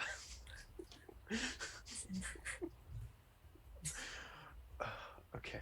Give me a second. Yes. Perfect. Isaac is gonna try and go downstairs. As he starts walking away, I'm gonna go, hey, wait. Yeah. Before you go, what is your game plan? What are you doing? I'm gonna hit on the captain. No idea. Please stop by the others in the crew. Captain and get the key. Okay, so I was. How are you with being convincing, Isaac? Like, I'm a little bit persuasive. are you very charismatic? Have I known you ever to be very charismatic? Yes, very. I mean, he doesn't show it, but he is. Oh, okay. He's got a 20 in charisma. Okay. He just acts very shy. Well, okay. Okay, hang on. Let me. While all this is happening, what are the rest of you doing? I'm keeping up the guard kind of patrol. I mean, If I encounter another guard, I'm gonna be like, I'm just gonna check, like, have you had your lunch break yet? Have you had your lunch break yet? Yeah. Oh, do you know how long the captain's been here? Does anybody need to give the captain lunch break? The captain just kind of does what the captain wants to do. Okay. But she hasn't called anyone down to give her a break. It's like 2 hours past dinner. When,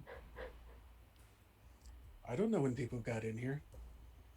are you one of those weird people that calls dinner supper? You know, I just like to say evening meal. It's simpler. It's streamlined. It's to the point. You know. I like that. Evening meal sounds sophisticated. You've got your morning meal, you've got your afternoon meal, then you've got your evening meal, and in between you can have your tea. That's nice. All right. He just walks off. So, question. Would Mira know of any, having been here before and having been in the college, would she have any general knowledge of what any of the government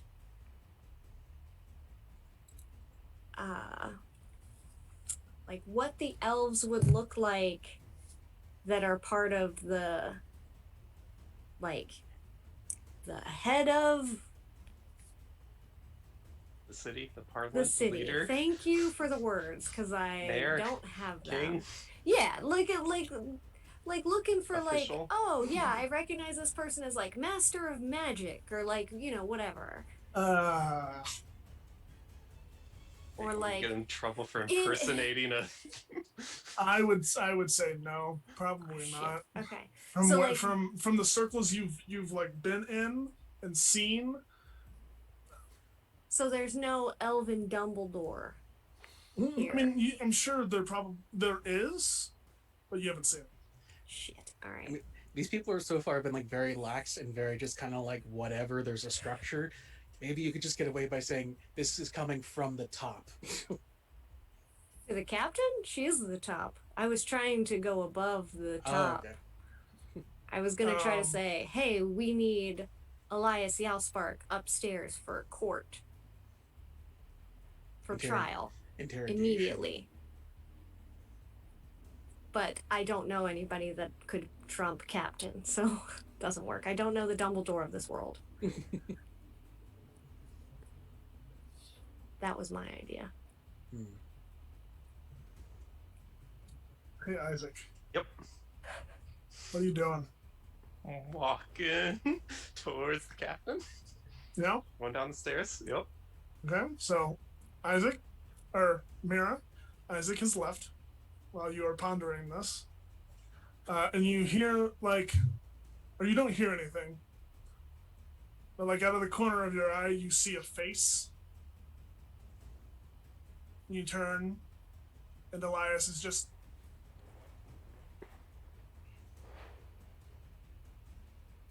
He's outside of his cell.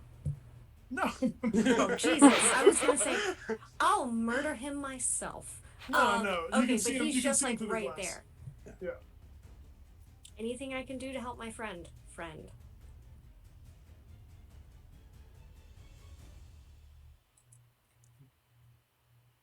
Well, whatever you do, don't let him hit on the captain. I don't know.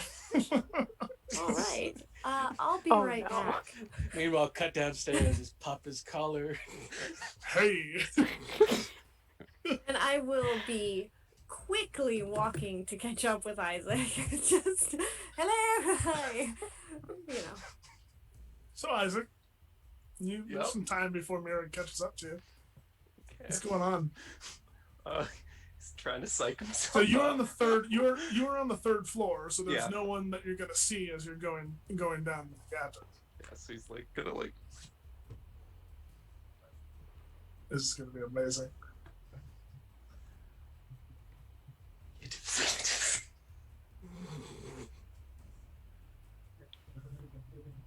Okay, I think I got it. Just gonna walk down the stairs. Okay. What?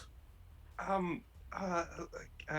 I had a couple of questions if you had a moment. I know you're pretty busy writing. What? What are you writing actually? I'm actually really good at writing things down. If you would want some help, I could maybe help you.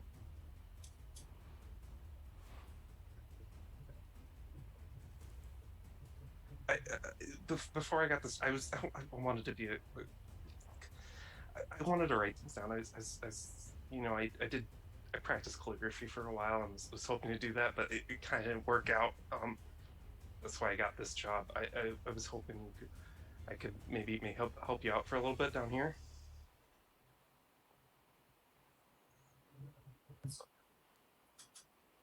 Make a persuasion check.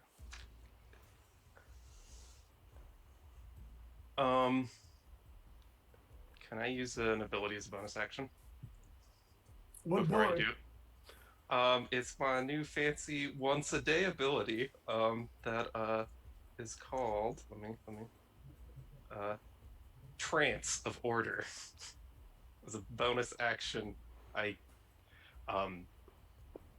basically as a bonus action, no one can get advantage on me for things, and anything I roll that's a 9 or less counts as a 10. For 1 minute. Sure. Okay. So But let me roll it and then I'll see what it is. So it was a 10, so it's just a 20 on the persuasion. That's enough.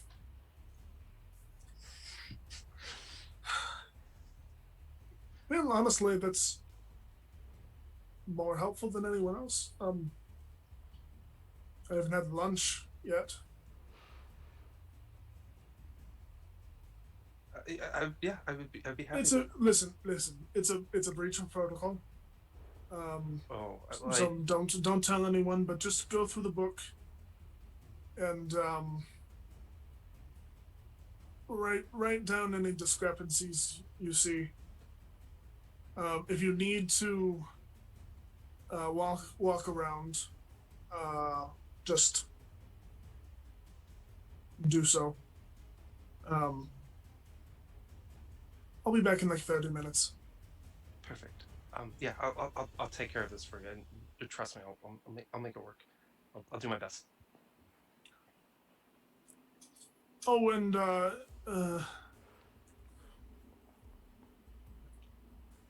you succeeded.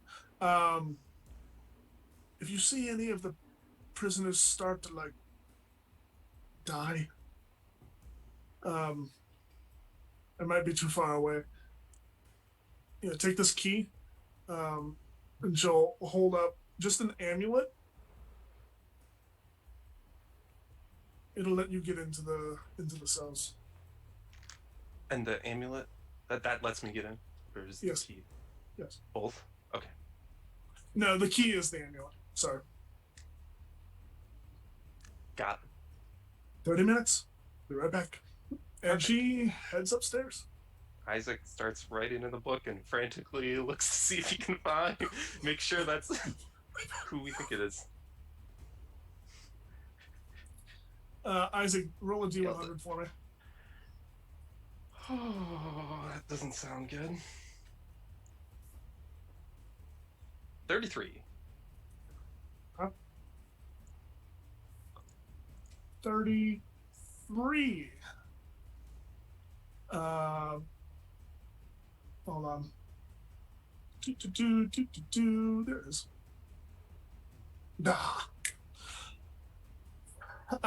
As a result of your nerves and using your higher order abilities, you feel the unstable nature of your newfound powers kind of surge through you for a moment, and I rolled on the wild magic table.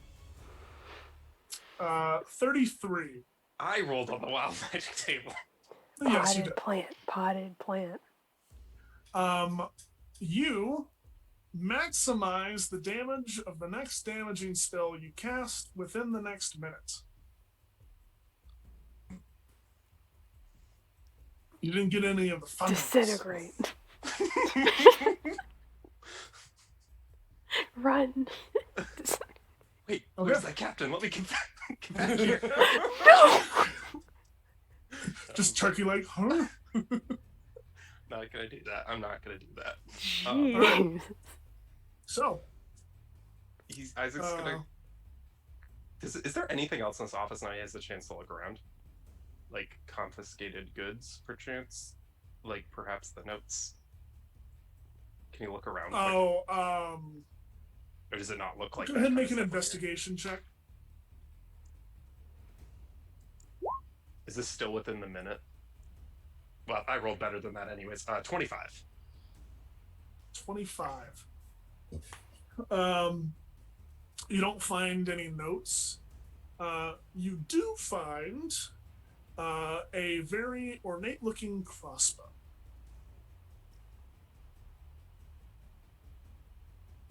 And this is the magic item, Mr. Saito. I'll take it then. I was Thanks, gonna be like, Saito. Okay. Isaac will pick it So up. you know, it is a hand crossbow. Okay, cool. He'll pick that up and also take the. I don't know. Should he take the journal? I mean, it just tells us where he is. He's just gonna confirm in there that it says the guy's there and see if there's like a cause of why he was arrested in there. Yeah, the cause might be in there. Yeah, he's gonna look through it if he can quick and just Sure. You find the page, find his name, Elias Yellspark. something. Yep, that one, Yellspark. It's been a long day. All right. 6 pages, guys. Elias Yellspark, and you see next to his name, it says preaching ideological falsehoods. Okay, we're good.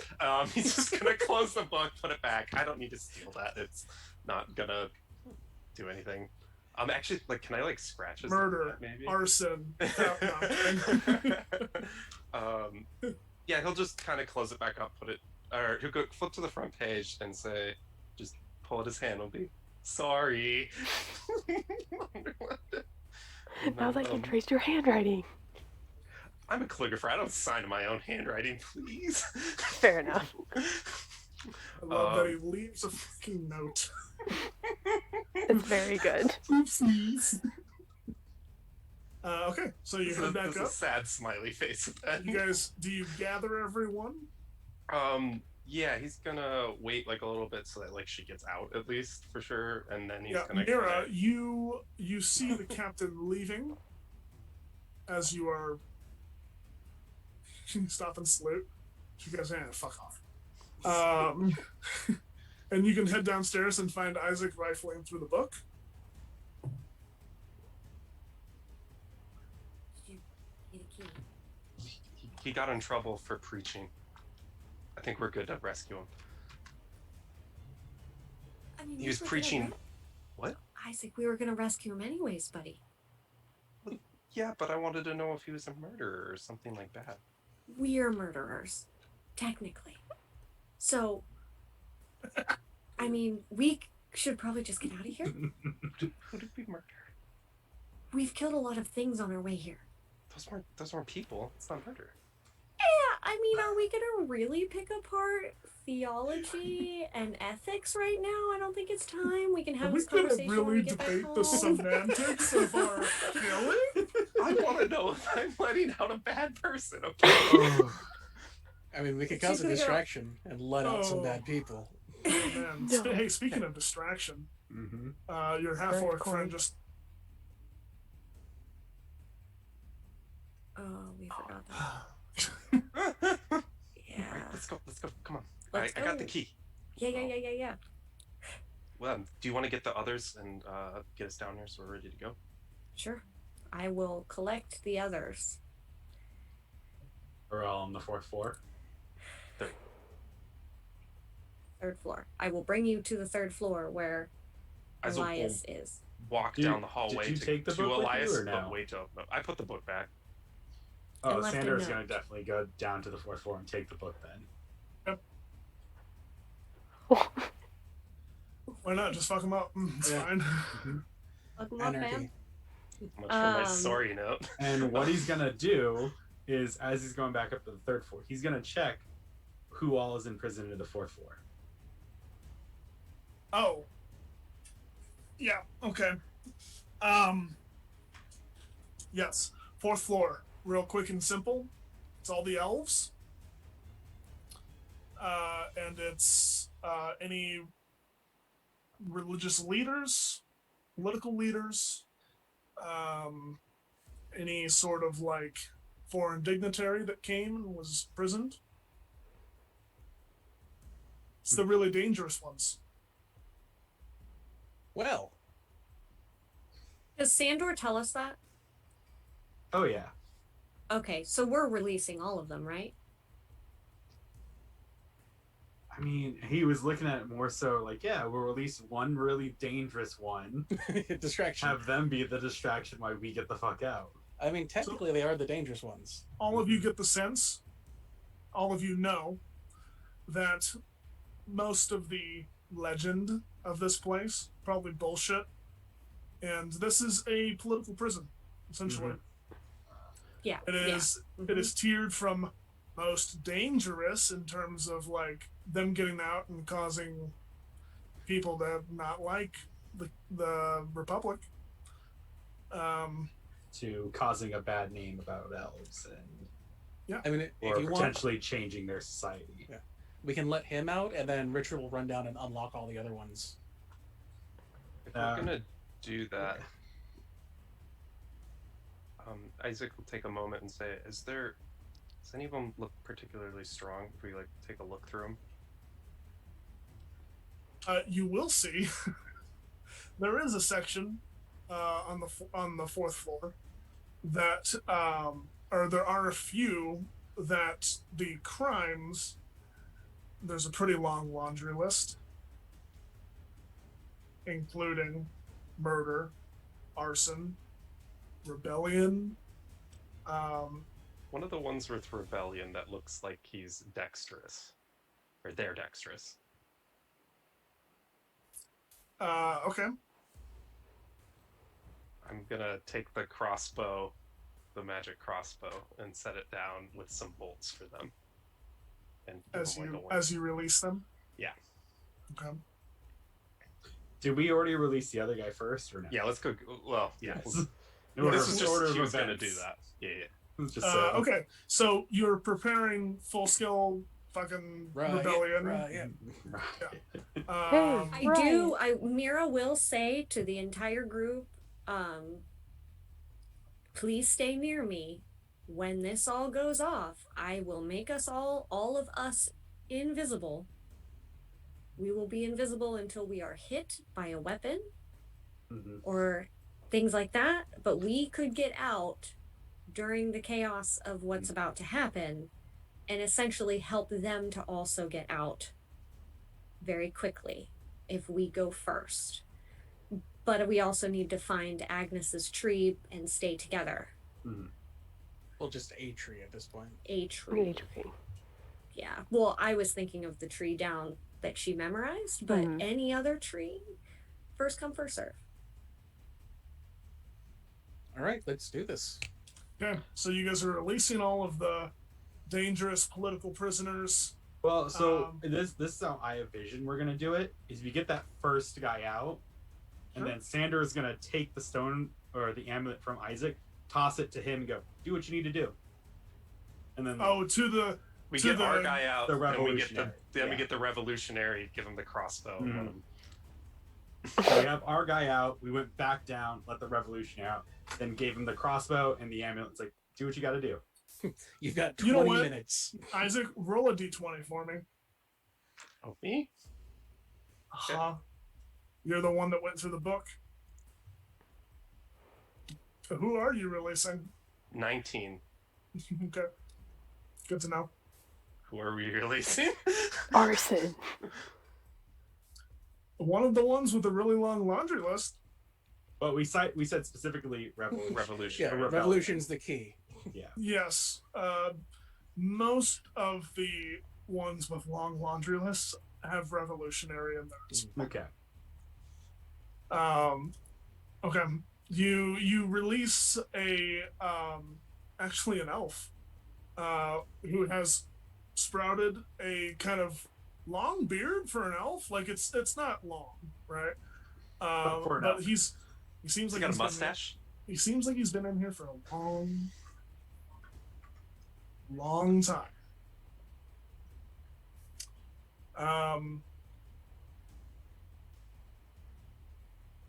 Yeah. And he smiles, and you see something in his eye. As soon as that happens, Mira will go, and good day, and cast invisibility. Okay. You guys all got Elias out. Thank you. I'm sorry for being a prick, but I didn't think you would actually let me out. We are getting out, right? Yes. Yeah, we gotta go. Why would we not let you out? Well, guards have played tricks before. Oh. Turn it out's fair play. Let's get the fuck out of here. Right. Okay. As the last leg of this, who wants to lead the escape? I will say it has to be either Mira. Mira, it's you. Go ahead and roll an Arcana check for it. You cast the spell.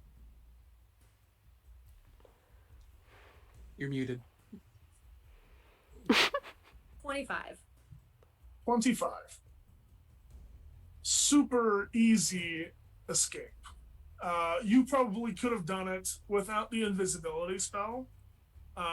You sneak on past all of them. Everyone is super quiet, super stealthy.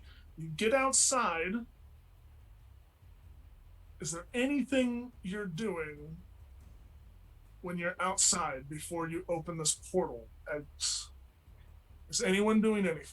Or are you just getting the fuck out of there? What was the signal? By the way? I was gonna do Firefly? my insect plague and just make a bunch of fireflies, Fireflies? right before the battle portal. on So two it's like fronts. one, Mhm. then the other. Okay. Here's what's gonna Bugs. happen. They Here's what's gonna eat. happen, and it's gonna be fucking crazy, alright? You're gonna set up the fireflies, and it's like twinkling lights, right?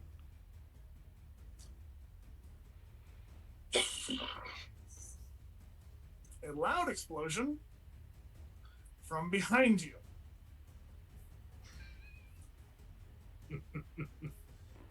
Billowing cloud of smoke coming from the Capitol building. What have we done? And you think maybe that's probably the signal they'll see. I don't know. It looks like something sparkly, and there's a bomb. Let's go. Let's go. Yep. So through the tree. Through the tree.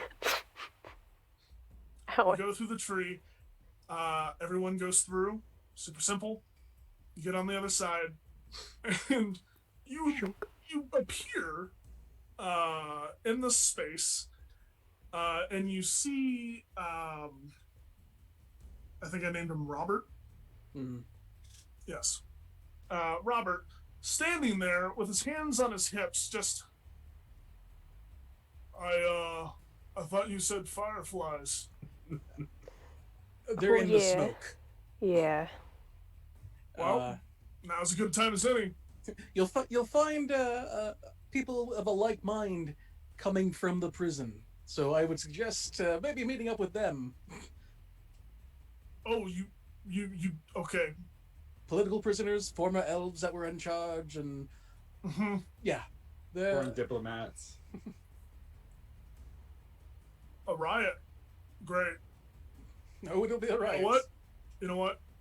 This is perfect. And he turns to look at a crowd of what looks to be like a mix of plate armored individuals, some like shawled individuals that look a little stealthier, a little more nimble, all of them in like a white grayish uniform. And he turns to them and he says, Legion of Tau, riot, riot, riot. And they fucking charge the wall. Do you guys leave? Because Can we please it's fly about to away? get crazy here. I do one Richard- thing. Oh, Yeah, I was can I do one thing as well? Do whatever you want as you are flying Go away. for it, Isaac. I'm gonna look at the gate, say. point out my hand. I'm gonna cast Disintegrate on the door. You know On the what? gate door. I'm not gonna make you roll because you rolled the wild magic. You might as well use it. So you're gonna do max damage on that gate, and there is not a gate anymore. Okay. The thing that Agnes wants to do is that she's gonna take her holy symbol and this just like wave of light washes out from her, and she's gonna cast holy aura. And so creatures that I choose within a 30-foot radius, so as many of them as she can get, It's a Or, smaller task force. You can go. okay. They are going to shed dim light in a 5-foot radius and have advantage on all saving throws, and creatures have disadvantage on attack rolls against them. And Richard's gonna level 6 bless him and his Tau Legion. Amazing. 7 total. Yep. Mara, Were you gonna do something? Yeah, as he is starting to storm the castle, I'll stop him and hand him my transmuter stone. And tell him, smash this. However, you can destroy it, and you can bring someone back to life if you'd like. If you lose anybody, just kind of keep it in your pocket. And That is very kind of you. I appreciate it. Ah! Charges off into battle. And we dip. We Yeah. You We're guys all gone. fly away. You fly away on top of Rocky with your friend, your new friend, and you see behind you as you fly away, the flames spread, and spread. Yep. We're gonna take a break there, and we will come back for part 2. So stick around because part 2 is going to be just as fun. So see you in about 5 minutes. Alrighty. Welcome back. The party just incited rebellion and caused the possible destruction of one of the largest capital cities of the continent. So that's fun. After escaping, they talked, possibly interrogated. I don't think it'll come to that. But they talked with Elias and picked his brain on some of his research and the more important parts, where this Temple of Solun might be. When you mention the Temple of Solun, he gets really excited. It's his life work. And so he tells you where it is, but he is a bit crestfallen and tells you all that he has visited where it's supposed to be, but found it laying in rubble and ruin. And so he had to turn back. He gives you the directions, he guides you, and you all end up taking a week or so to fly south along the mountain ridges and peaks of the spine of the world. And eventually you begin to get higher. Gradually the terrain rises and rises and rises, and you find yourself wondering, how is it rising this much? And he keeps telling you you're going in the right direction. And you find yourself battling against fierce blizzard, snowstorm, battering winds, and eventually Rocky has to land. He or she cannot take this oppressive beating of flying anymore, and so you all begin to traverse on foot. The path from here on is treacherous, exhausting, and frigid cold. If you have resistance or immunity to cold, give me a thumbs up. So Sandor and Richard, you both are able to kind of keep it together, right? And continue trudging on. The rest of you begin to start taking exhaustion, damage here and there, and eventually you find yourselves kind of walking through this like semi-valley in the mountain range.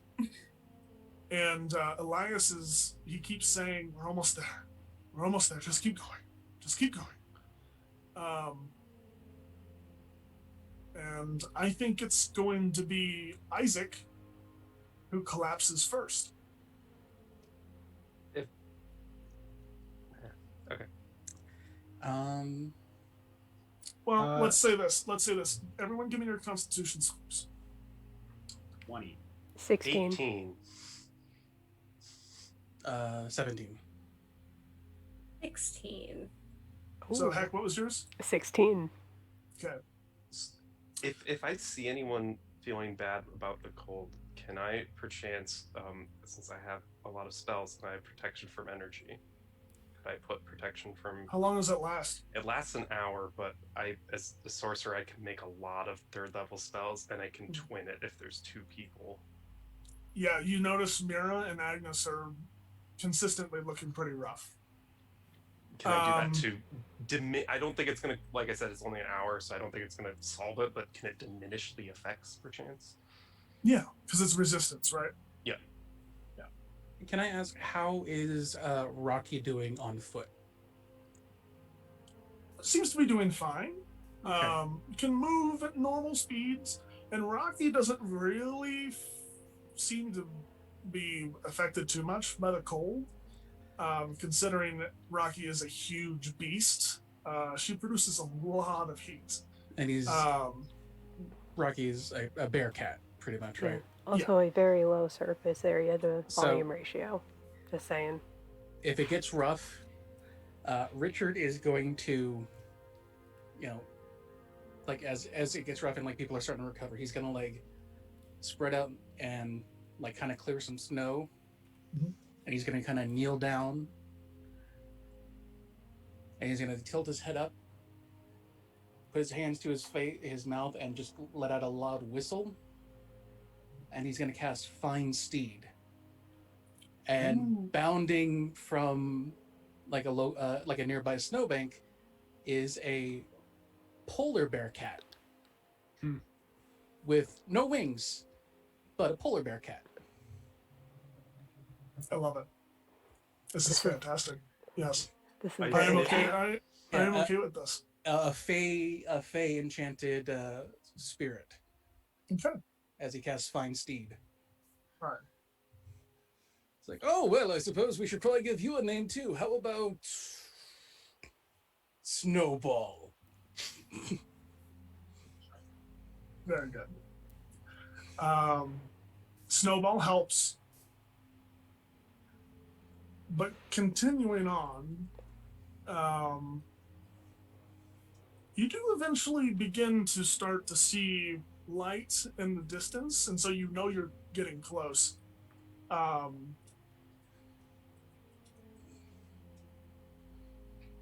Isaac. Now, Richard, you have the 17 con, right? Yes. Please make a Constitution saving throw. Okay. And I do have cold resistance as well. So Oh, that's right. Yes, Isaac, make a Constitution saving. I'm good at those. actually add 5, and then how much does It's a Aram. 20. Oh, okay. I rolled a natural 20 for a 29, but I'll add 5 for a 34. 38, depending on what Aram's is. Yeah. The Will never the bother me cold anyway. bites. The cold bites, and you guys continue to push forward, and eventually, kind of almost blocking some of the lights, you start to see a figure ahead of you, with their arm outstretched, kind of visoring from the snow.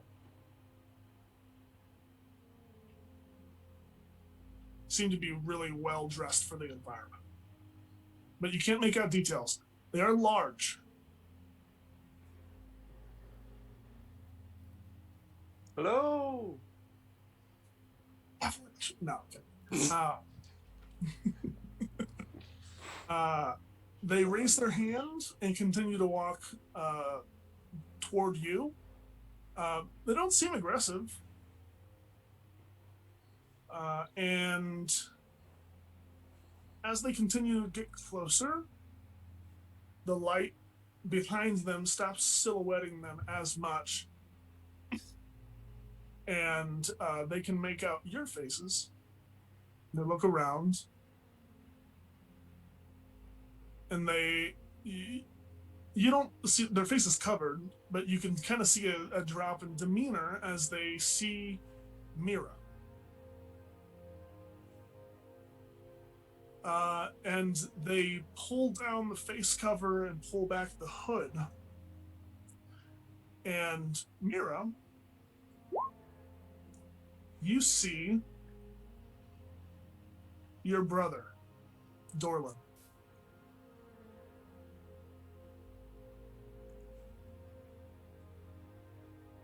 What the fuck are you doing here?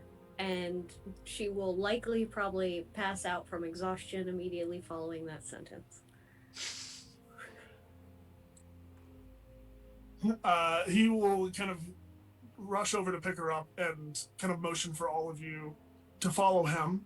And he will lead you to a small but cozy looking outpost of sorts. It's not necessarily a town, but it has like 3 different buildings. You probably assume one is like storage, another one is, I don't know, livestock, or What house? you'd have to look. And another one is like a functional house, like research symposium combination. That's where she brings you, and he ushers you all inside, and lays Mira down on a cot. Inside, you can see there's 2 other people. One is a very just angry looking old man, old human, just kind of making those noises too, just like a and he's sitting in the corner warming by the fire, just kind of like peeking out over you. And you see who turns towards who turns towards all of you, the conscious ones, and says, "Oh, well, who expects visitors up here? Pleased to make your acquaintance. I'm Ada. Ada Killerman." And then her eyes see Mira. Just her face just, and she composes herself. Dorlin takes off his hood and mask and looks at all of you and says, "What? I'm excited to see Mira, but why are you all here?" Have you not heard what happened? No. What happened? What you told Mira was right. Bad things happened at Delphine. The city's been destroyed. There was very few survivors. Huh. We've been looking for ways to fix it and help it. That's why we're here. We're looking for a temple around here. The Solun, I think is what it was called.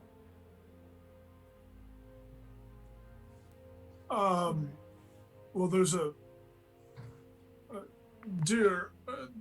temple, is it, and Ada looks up. Yes, there is a temple higher up in the mountain, about a mile above us. But That'd be the one. It's destroyed. I was sent here to study the magical fallout, essentially, of whatever it was, but I might have a way to help with that. well, come in, sit by the fire, have some stew, and I can make some tea or coffee. Maxime, can you?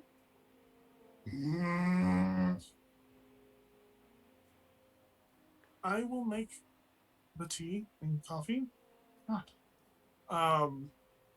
But please make yourselves at home. She.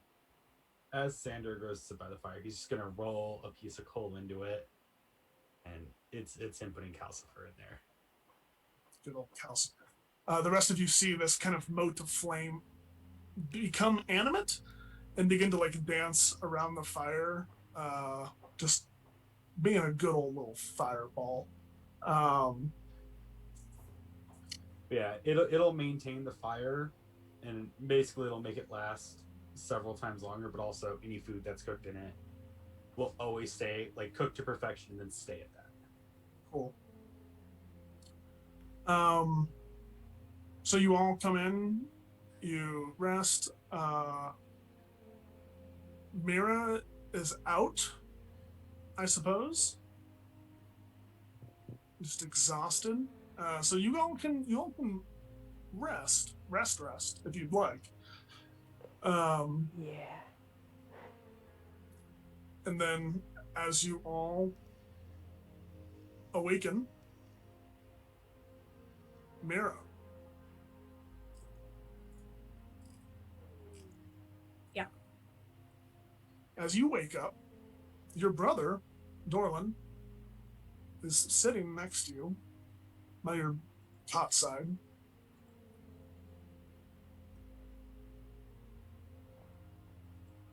I will stay laying and just kind of like curled up, like open my eyes. You know, Dad's dead. The only one who survived was Mom.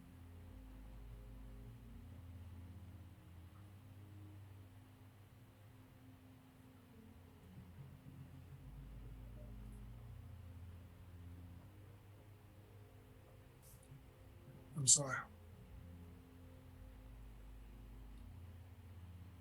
I mean, I'm glad to see you. I'm glad you're alive.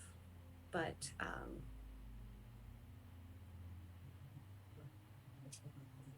really? Up here in the middle of nowhere?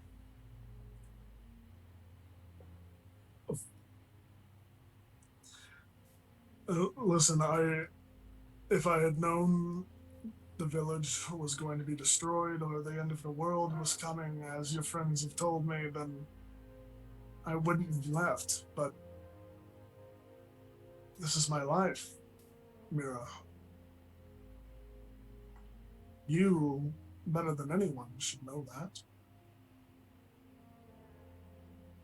She will stretch out on her back and like look at the ceiling and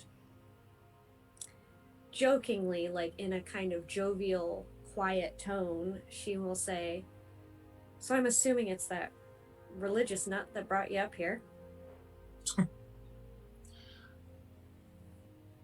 Ada is here, yes. Of course, because why not chase a girl up a mountain? Well, you know what they say. I don't know why I said that. I don't know what they say. Listen. I'm just glad to see you, Mira. I'm glad you're okay. If that's something that can be actually said. Are you okay? That's a good question. Do you remember Isaac's sister? Ava, right? Yeah. I'm not sure if Isaac told you. I don't really know how much anybody's told you. I had a lovely nap. But his sister's kind of...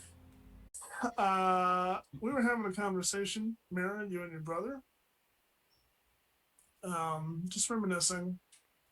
And as that continues on, everybody else comes to consciousness. There is tea, there is coffee, there's some food, but obviously rationed. And it is up to you what you do.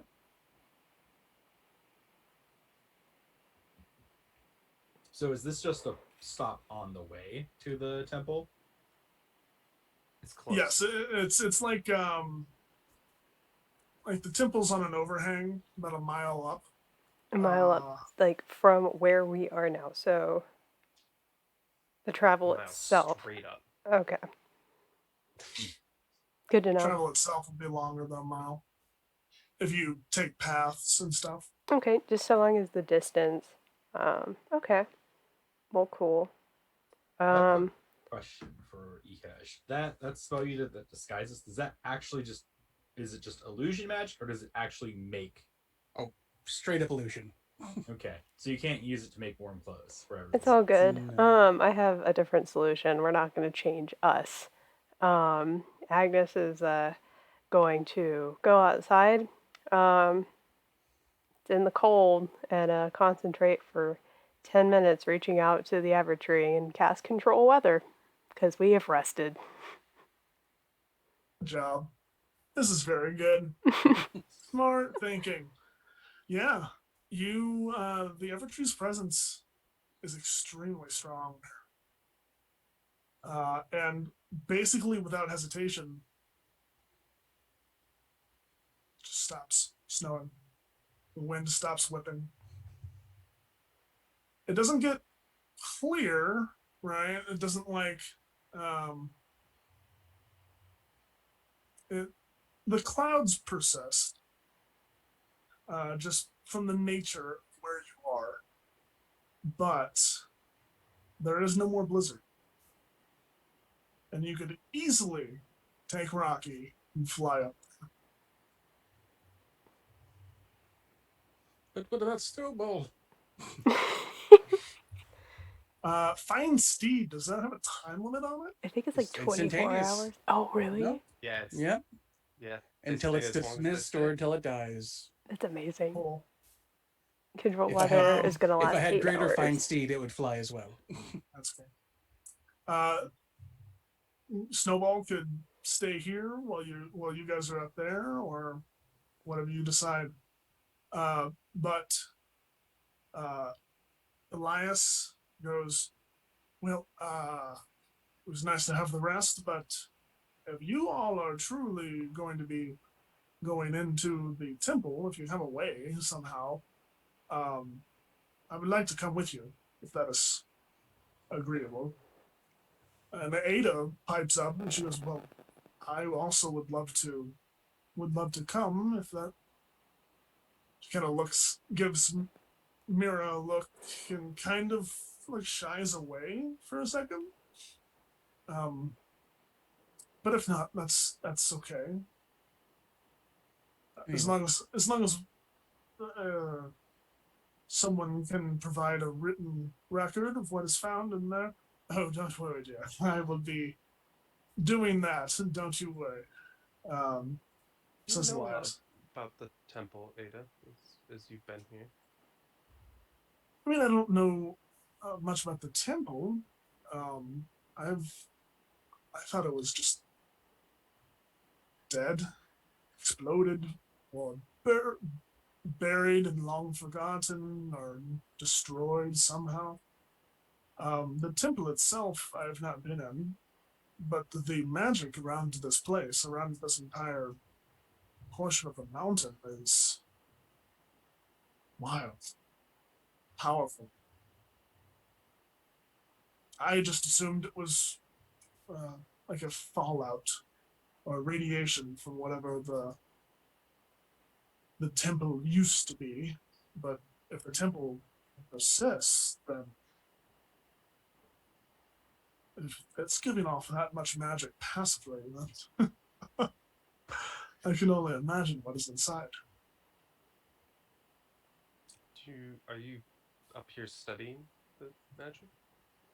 Yes, I'm trying to study the effects of large magical distortion on local wildlife and the environment.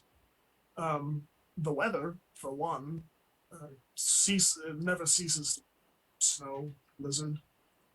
All of the animals up here are, well, they're abundant, strangely, which is strange for this high up and it being this cold.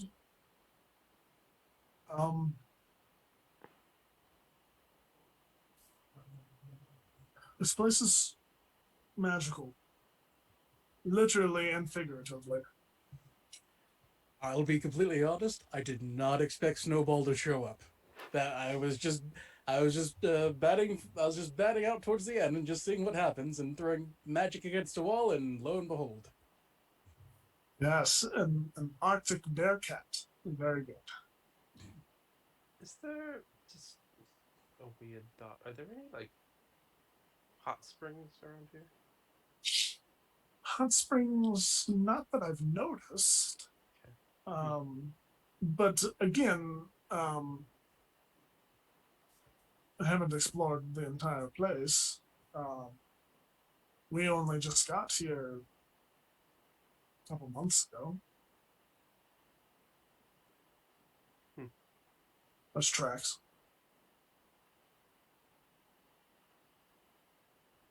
And this so this it's like mountains all around, right? Like completely surrounding us. Okay.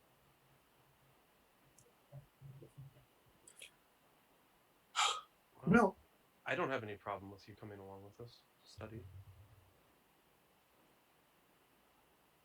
Mira is going to shoot daggers out of her eyes at Isaac, but not say anything at all, because he would have no idea.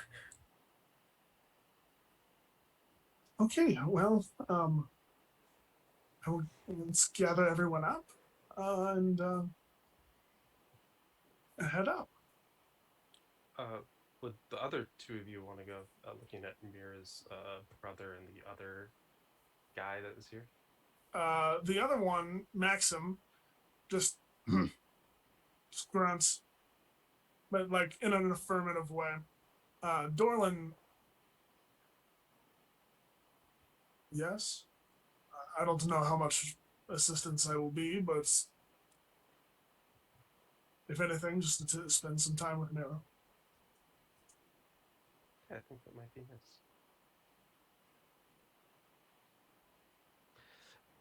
But yeah, of course. We should get going. I guess. Agnes put all that effort through to make sure we had some nice clear skies. So let's put We it got Yes. one shot. Let's load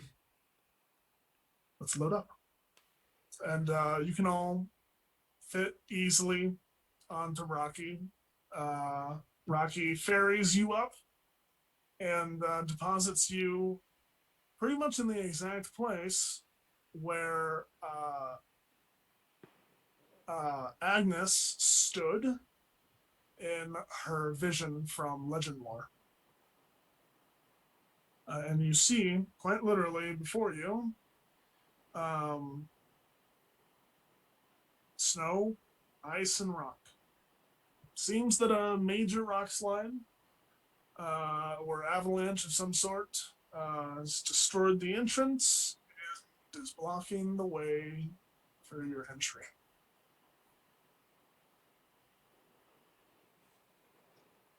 So,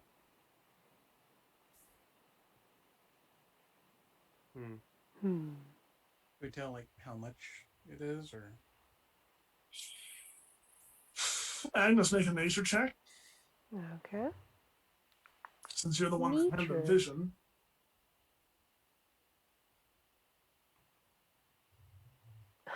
If Beyond 20 is going to let me do it. Hello? There we go. 15. 15. Yeah, I would say you'd be able to kind of get a feeling. The rubble is maybe like 40 feet thick or so between like the base entryway and where the rubble stops. Yeah, about 40 feet. There's a Yeah, not too much between us. I'm a little worried of cave-ins and all that. It could teleportation circle us in, Knowing where a safe spot is. but that Dangerous. would be the downfall. Yeah. I have an idea. Yeah, Isaac's gonna look into his pack and try and pull out the mirror. There you go for it. Okay, so he's gonna pull out the mirror and see if it's doing the shimmery thing that it did the last time he tried It to use is. it. Can he try and look through it and see where it goes again? Hmm. You look through it, and you see a beautiful temple.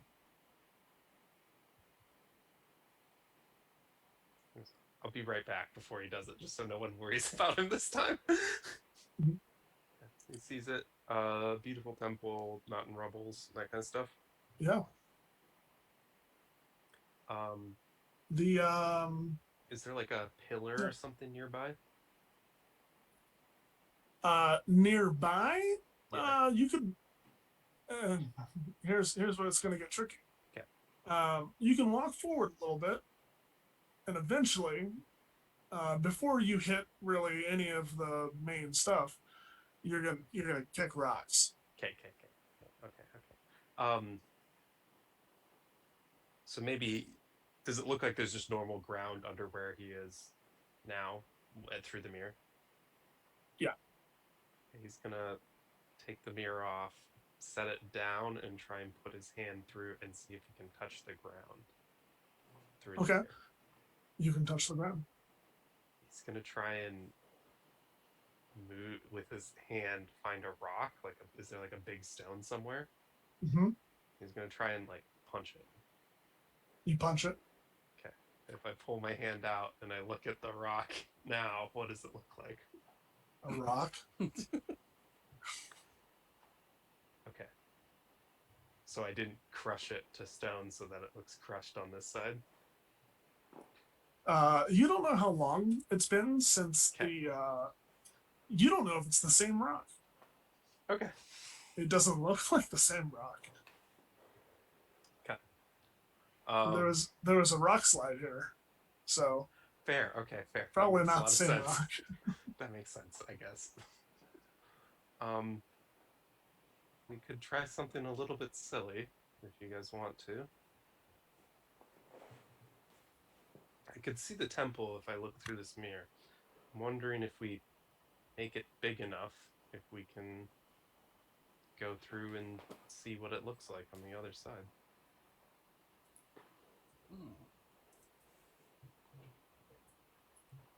Like all of us walk into the mirror. More or less. Can I make a check to see if we would get trapped on the other side? Make an Arcana check. Yeah, okay. 19. 19, I would say, as long as you have. If I can enlarge it again so that we can get back out, because the enlarge won't last the whole time.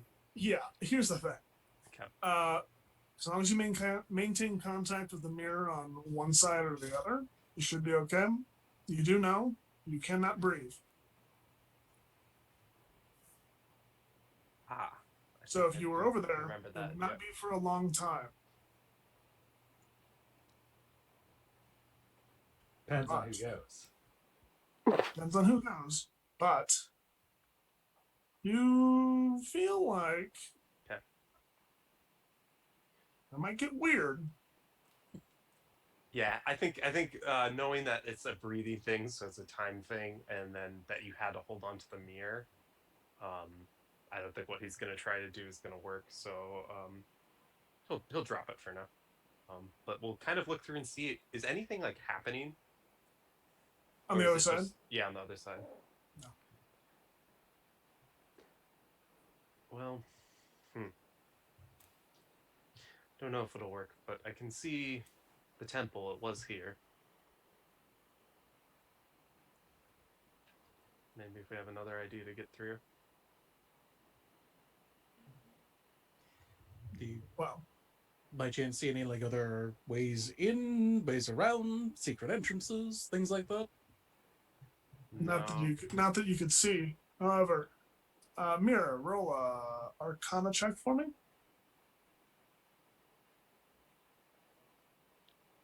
Yeah, you're muted. 25. Mira, an idea kind of flashes through your head, and you just kind of roll your eyes and kind of kick yourself for a moment. You grab the mirror out of Isaac's hand and you stick your head through it. And you now have a visual representation of where you can teleport to. Yeah. All right. Check. Perfect. I got it. Check. So I will pull my head out of the mirror. I almost said my own ass. I realized that it's the mirror. And start casting teleportation circle. So teleportation circle. You're gonna have to cast teleport if you want to do this. Shit. Teleportation circle. You can go to a designated. Already, another circle. Another circle essentially. somewhere else. Okay. Yeah, Then I'll do teleport's that the one where you can like go basically anywhere. Wherever. Okay. Yeah. I'll do that one instead. Thank you. Okay. I would say I'm not going to make you roll because you're basically casting a 7th level spell to do like a group fairy dimension door at this point. So I'm not going to make you cast anything, or I'm not going to make you roll anything. You are able to actually hold on.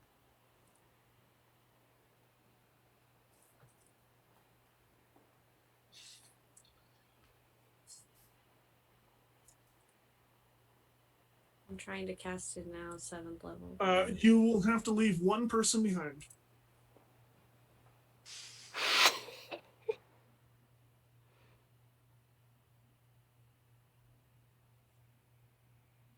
I don't like this. Yeah, I'm gonna pick the swarmy guy, the weird marmy like guy. I thought you were gonna pick Ada. I thought about it. I had to talk myself off a ledge. Okay. I'm gonna turn to smarmy guy and say, it's nothing personal, friend. Keep a good lookout. Rocky's great. Okay, bye. And then cast teleport. Well, we were only like a mile away from where we started, right? Yeah. Okay. I've had communication with Snowball this whole time, so I think at some point he bounds up. Cool. Yeah, you all teleport away, and this guy, Maxim, he just starts to walk back towards the camp. But you all make it inside. All right.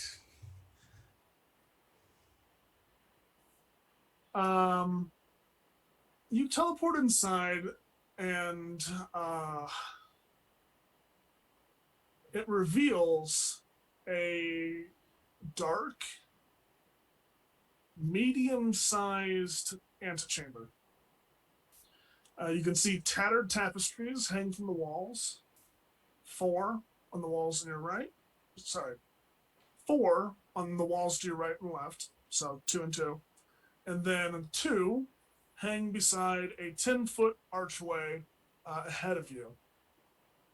The 4 depicts the symbols of Fjord, Tau, the Evertree, and the Tides. The 2 tapestries ahead of you depict a blazing sun and a crescent moon. And you can probably surmise that these are the symbols of Sol and Loon. Filling the 10-foot archway ahead of you is a faint curtain of light. And as you approach, all of you immediately... It's a little loud.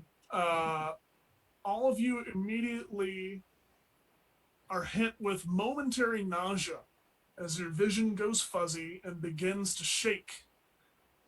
You watch as above the archway, invisible script slowly begins to reveal itself in an old, archaic language. You blink your eyes, and the language begins to shift into common. Your nausea fades, and you can read the following. Enter here none that hold secrets in their hearts. Divulge your shame or have it burnt from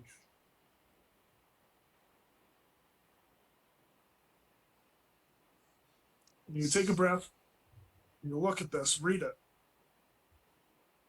And you can see that your three companions, new companions, I should say, seem unfazed and are looking at you like, is everything okay? I mean, I just gotta say, I don't think I have anything to worry about. I like to consider myself an open book, so I kind of wear my heart on my sleeve. So any shame that I might have, you've all seen it. So I suppose I'll see you on the other side. And Richard just kind of like stretched forward. Richard, is there anything that you are ashamed of? Anything? I mean, he wishes he could have done more to save the city, but in the same time, he knows he did all that he could. Is it something that racks you? Something that racks me? Mm-hmm. Something that bothers you? Something that you feel shame over? He has sadness about it, but he also knows that he did everything he could. And he's continuing to do what he can to make up for it.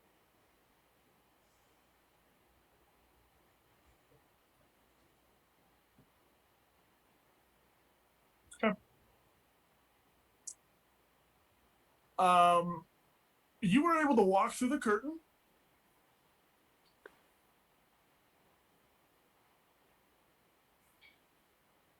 You were able to walk through the curtain. If you truly do not feel shame. No, just wishes he could do more, but he's doing what he can at this point. Okay. We'll get to you in a second. Everyone else? I look to the other three that we brought through that are, is it three? Yeah, it's three.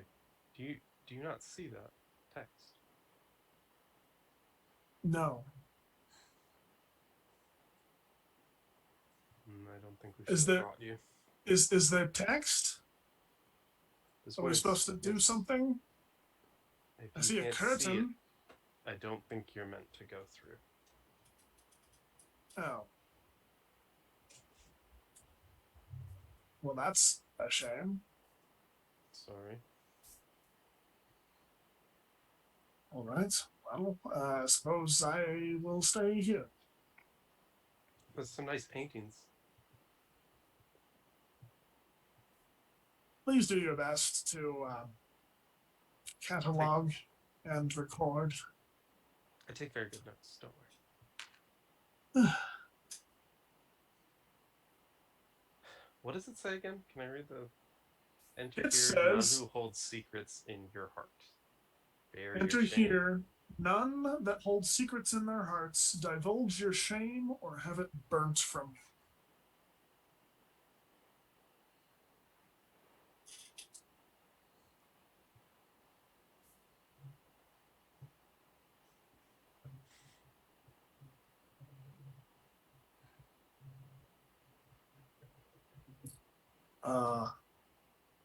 I suppose if everyone, I'm trying to think.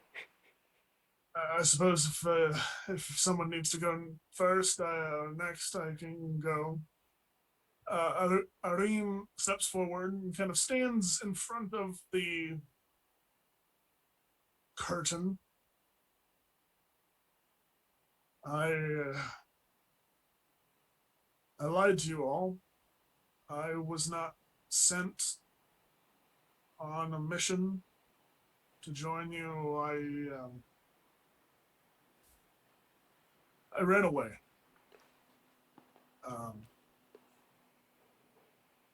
I'm a wanted man in Gaul. Or at least I think I am.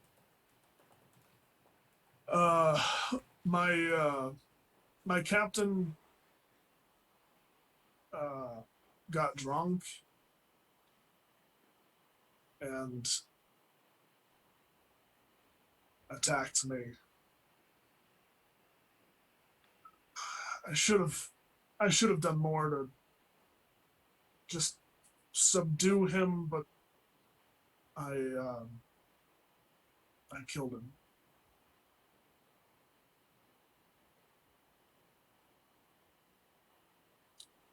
And that is my shame.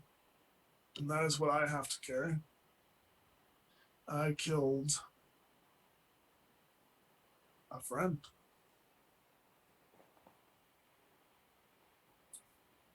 And Arim steps through the curtain.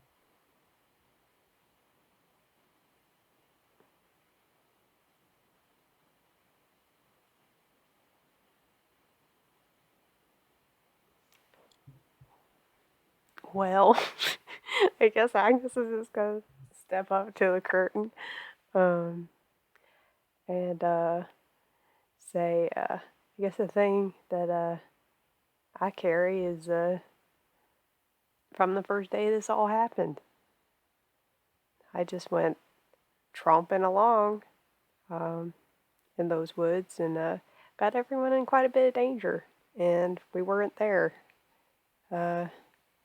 when everything happened to help everybody because of my instinct.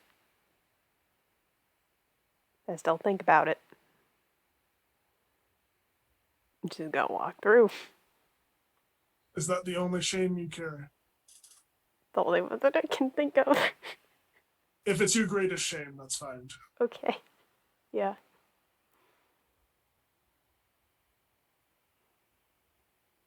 Agnes is fine.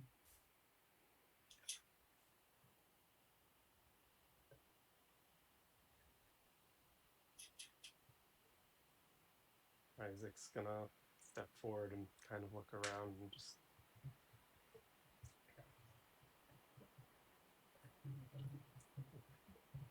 I failed Ava. Failed Pip our last encounter. I failed you all. I didn't help and I caused more harm. I couldn't save her and I blame myself for that. I blame myself for Pip sacrificing himself for us. And blame myself for being here. I've lied for so long. I've told most of you now about my powers and where they came from, but I've lied to Pip for so long and not told him either that I've been cheating my whole life. I've never been able to make anything, really. I haven't been able to design anything. It's all been given to me by this power. It's told me what to do, these numbers and code and plans and schematics. It wasn't me. None of these things were just gifts and shadows from what's been passed to me. And I passed them off as my own. That is my, among the others, are my greatest shames. And Isaac will walk through. You are unharmed.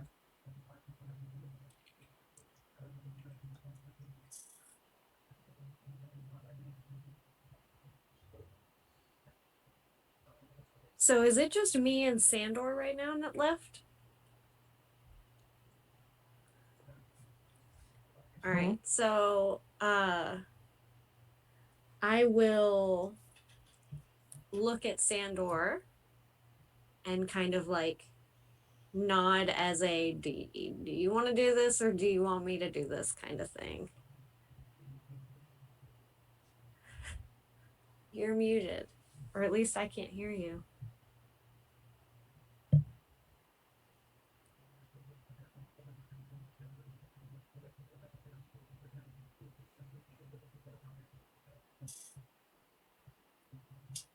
you hear me now?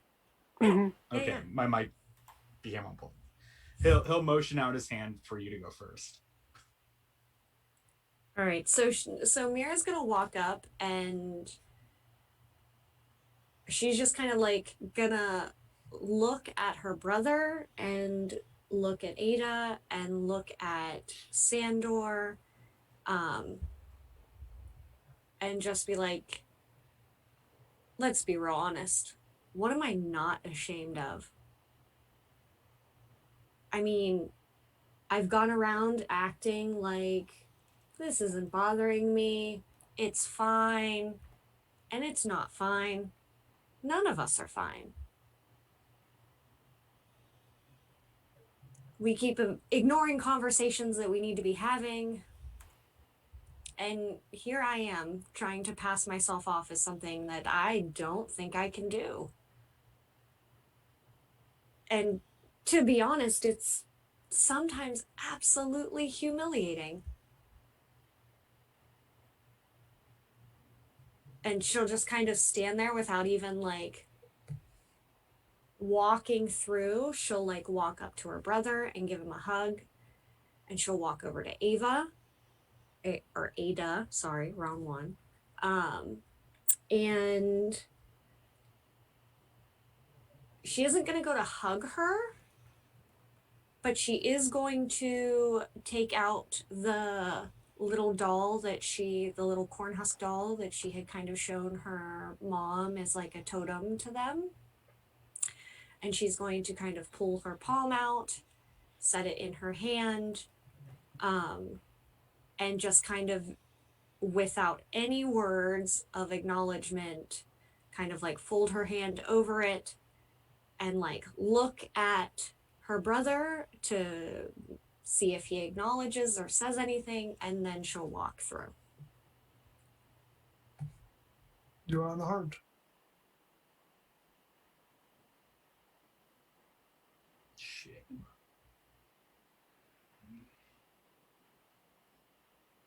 Yes, I feel shame.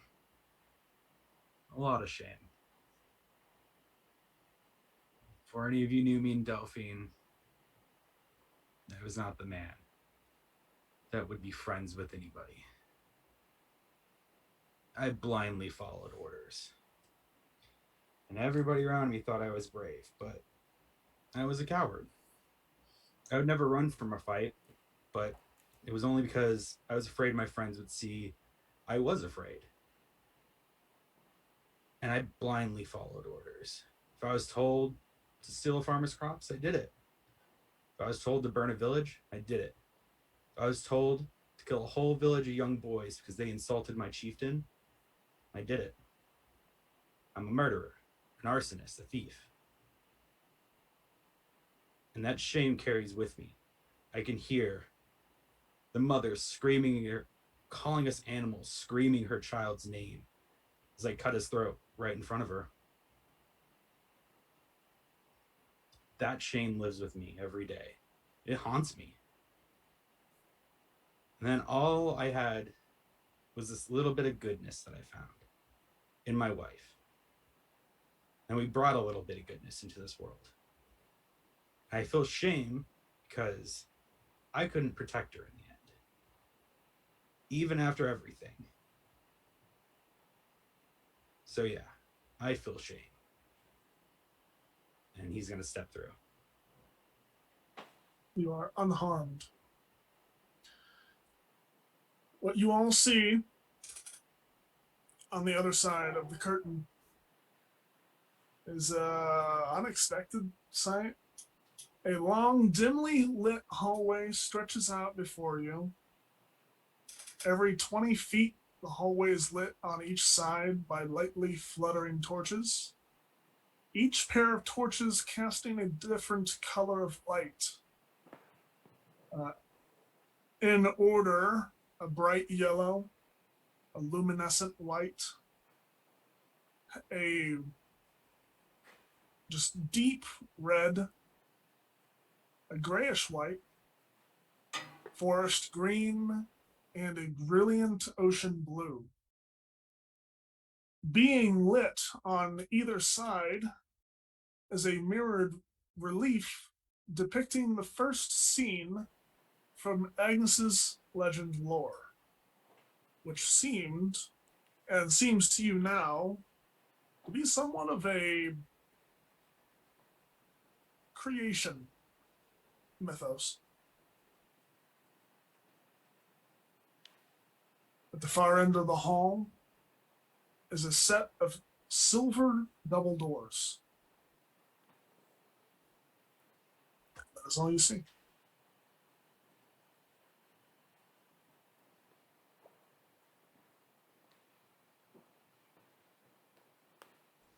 So, through the doors then? Suppose so. Okay. Yeah. Richard will kind of lead the way. Yep. You stride up, put a hand out to push open the door. The door swings open. It's almost as if you expect time to have worn this door, the hinges, causing it to stick, but seems brand new.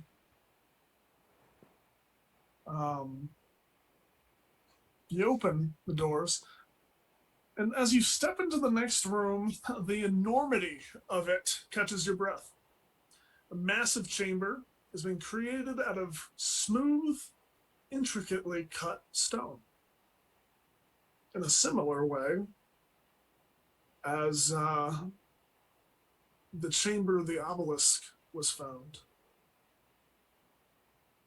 In the center of this chamber are 5 100-foot-high statues made of pure white marble. Their facial features do not have definition. Instead, a smooth, blank space has been left. Those of you who look a bit closer see lines of gemstone that are inlaid through these statues.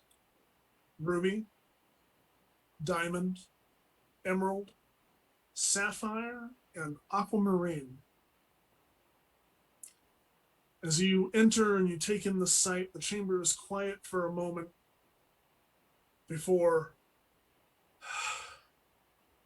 almost an audible breath or gasp or something is released, and 6 doorways shimmer, apparate into existence, equally distanced out around you. Atop each of the archway are inscriptions. The first, Richard Wolverton, Wind Speaker, Avatar of Tau. The second, Agnes Cromwell, Greenheart, Avatar of Everin. The third, Sandor Fusebrook, Life Ember, Avatar of Fjord. Mira Elmsrest, Tide Caller, Avatar of Haiti. Ser Arim of Gaul, Squallhammer, Avatar of Loiti. And Isaac Markov, Fate Weaver.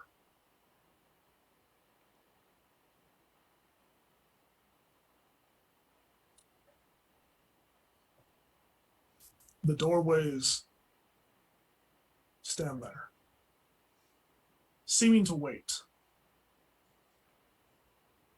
So, Isaac, are you a avatar of fate? Or, what's your avatar ability?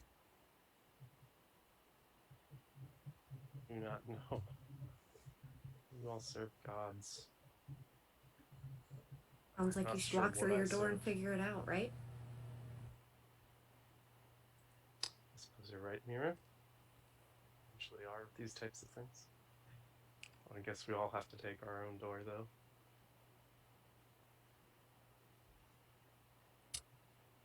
Does everyone enter their designated door?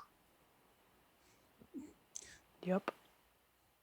Good. Isaac's gonna take a think- little while to look around, but he will eventually. I think just before like he goes through the door, Richard stops and goes, "Wind. That's probably why I was smelling pie on the wind. Ah. I suppose it's better than pie speaker, so hey, let's do this."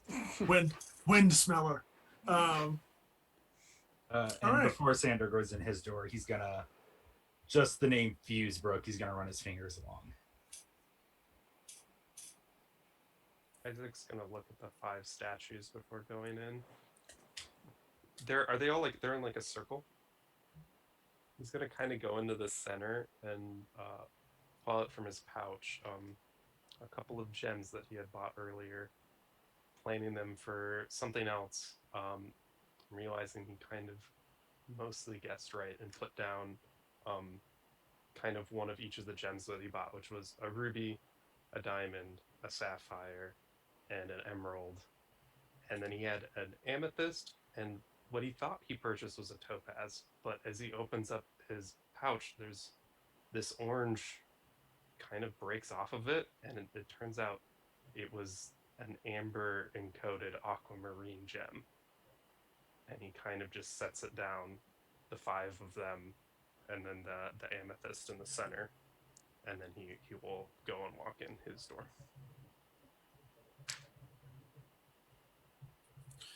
All of you walk into your doors, and the doorways disappear behind you. Richard, Mhm. you step through the archway and find yourself floating among endless skies. Nothing but blue and cloud in all directions. You hear a voice boom out, thunderous but controlled. Not a blast of furious thunder, but instead a powerful gust of sound. Wind speaker. A tempest brews in the distance. One that you must fight. This is the gift I can give you. The power to do what you must.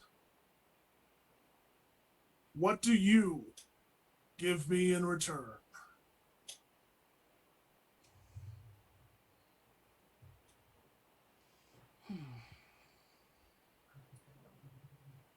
Does he have an idea of who the voice is? You have a knowledge. This is Tao. You are speaking to the god of the skies.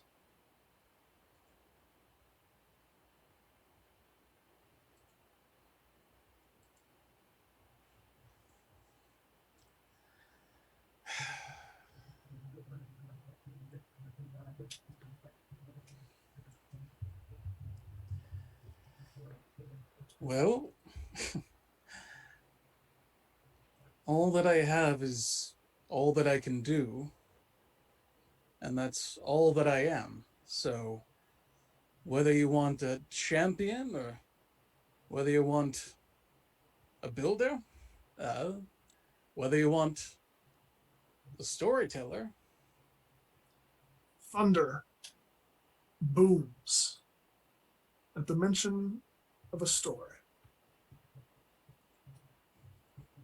oh. So what I can give you is one heck of a story. A tale that might be whispered upon the wind for generations to come.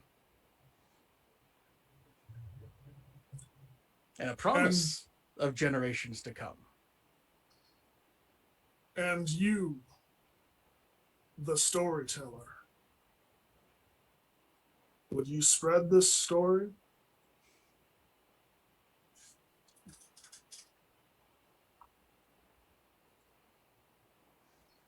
I would like to. Just make a persuasion check.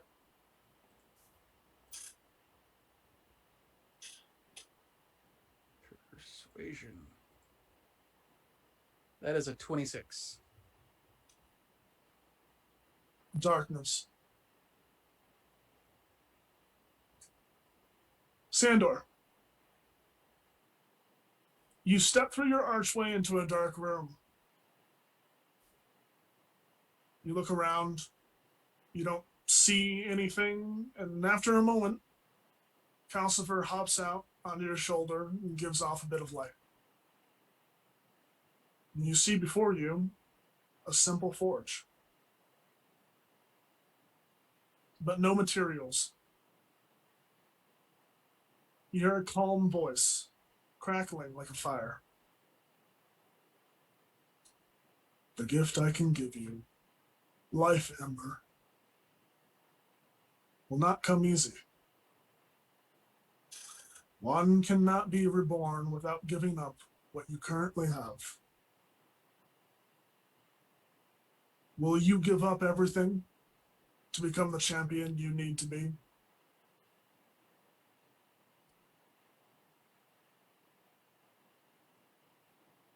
Calcifer, on your shoulder, turns and looks at you expectantly.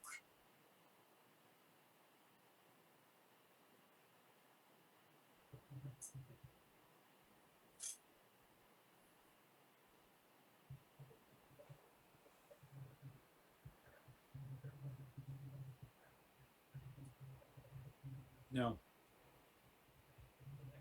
I can give up so much, but I can never give up Sophie.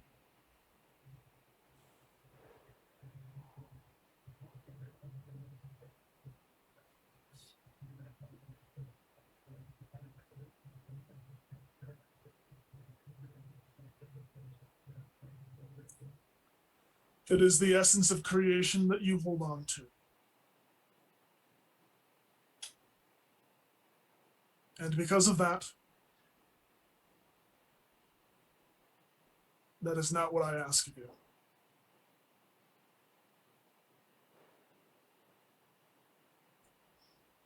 Then yes.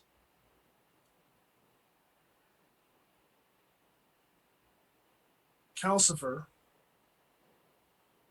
disappears, dropping you into shadow.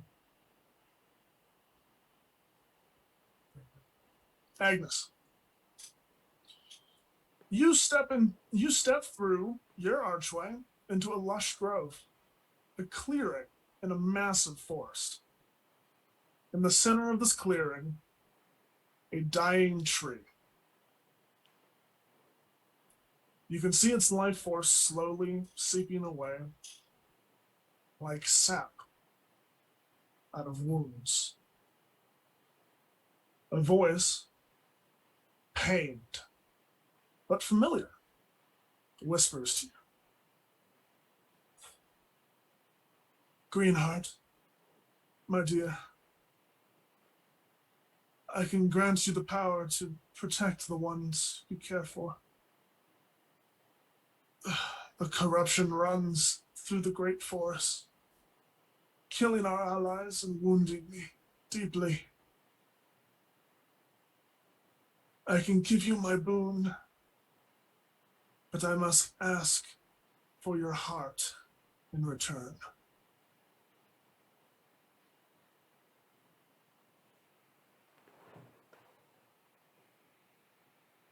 She pauses. Just says, well, you already know this, but you're the reason I'm even here. I'm even alive. It's just, I guess it's just right that, one day I'll give it back. So, I agree. She'll reach out her hand, touch directly on where the wound seems strongest, and cast Regenerate.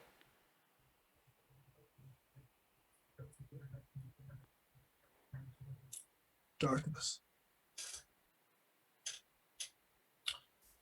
Agnes.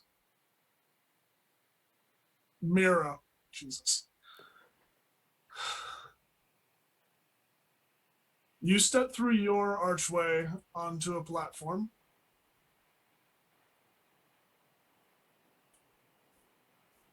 You step forward and kind of look off the edge of the platform, and below you is a raging sea of water. It swirls, the waves high and powerful. You hear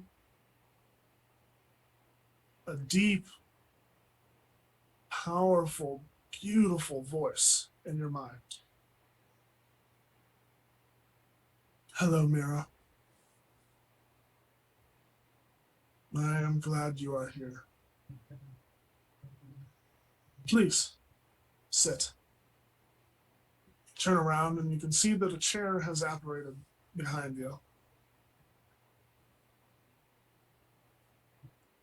I imagine you have questions.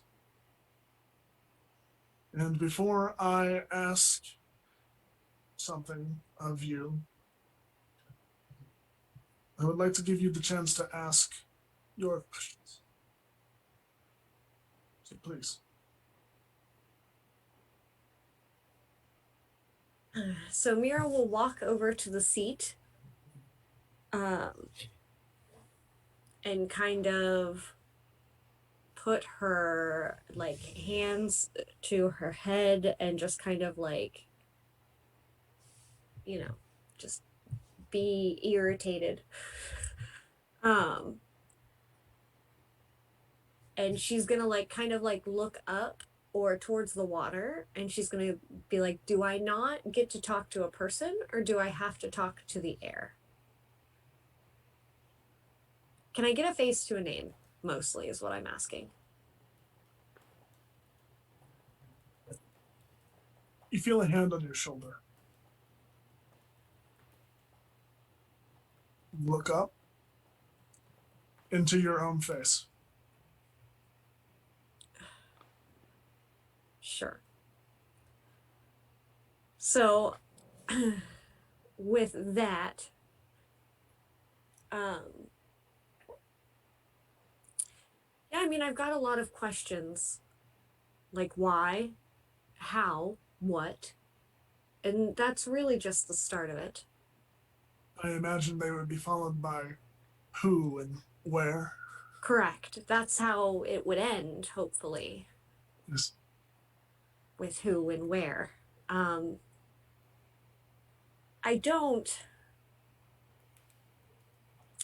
guess I don't have specific questions, more or less.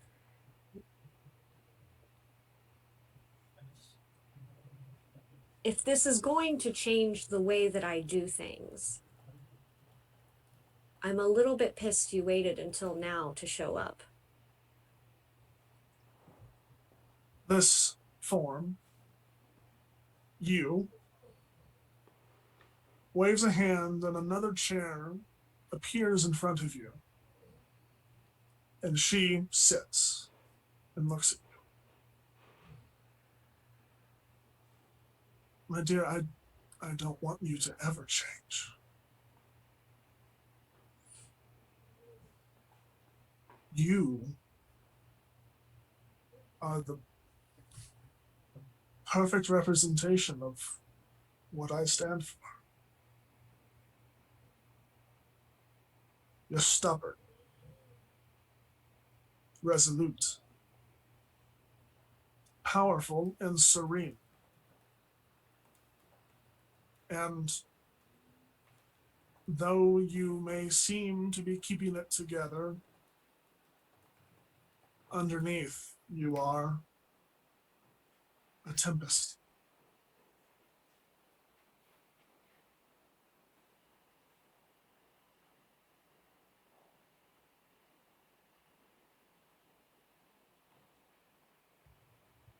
And you are?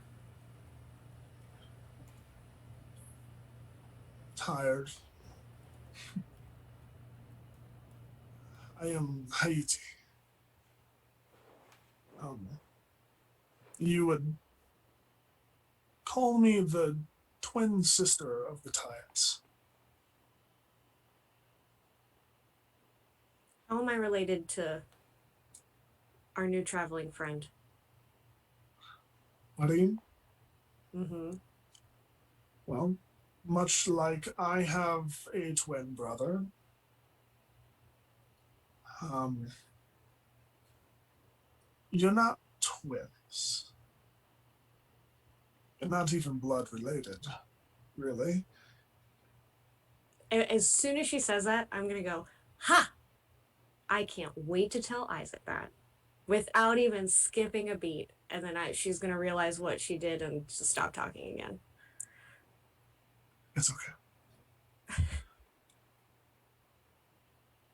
However, you are split essence. Energies, souls, some of you call.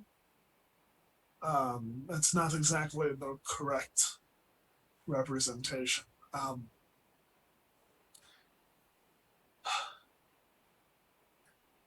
Safe to say you are of the same stock.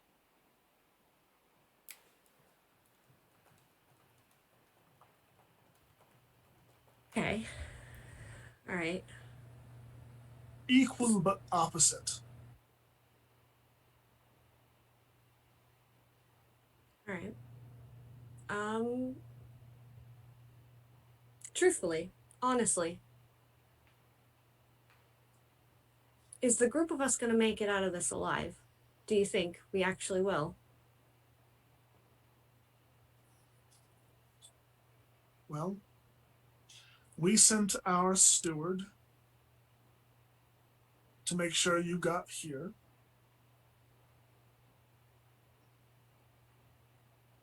And he has returned to us. Anything that happens now,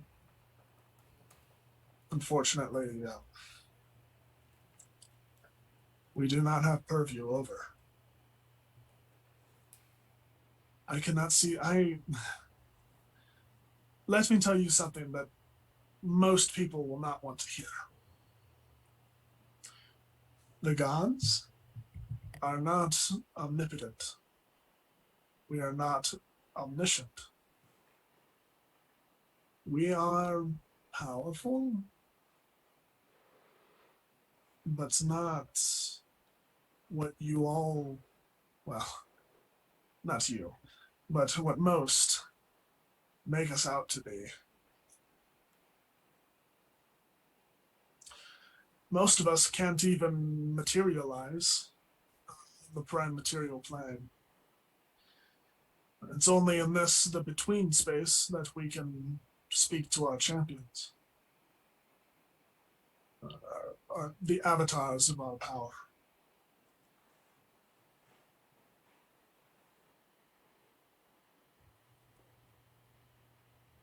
So I don't know. I don't know. I've been getting that answer a lot recently. Well, you will find that most of life is an uncertainty. Mm-hmm.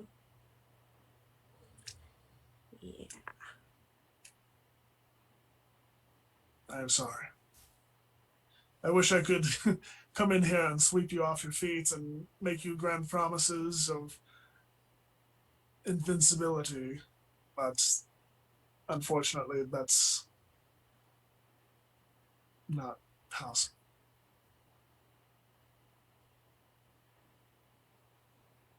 So what is it that you need from me? Are you through with your questions? Yeah. I will say this. Once you are done with what is to come, you can always return.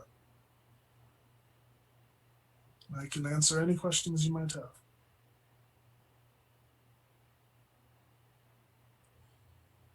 Sure. It's a date.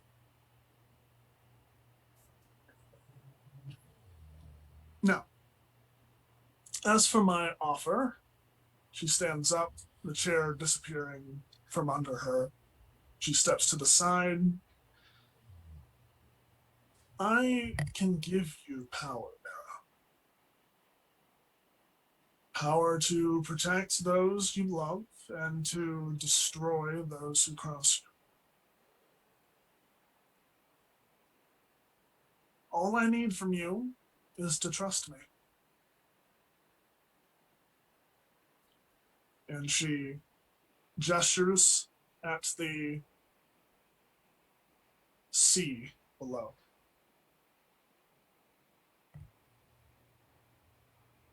All I need is a leap of faith.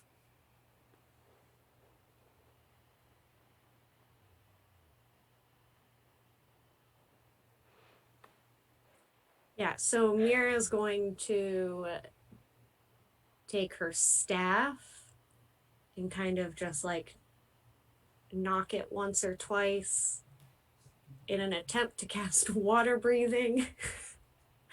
The spell does Just- not go off. Yeah, she just assumed. Yeah. And she'll turn and like just kind of go, you can't blame me for that, right? And you know, as she's like kind of taking a running start, like, you can't blame me. I don't trust any of you, really. This I would is have done it. the same thing. It's okay. Exactly. And she's just gonna throttle herself off of the cliff. As she's just kind of like, here we go. Yep, okay. And then that's it. It goes dark. Isaac.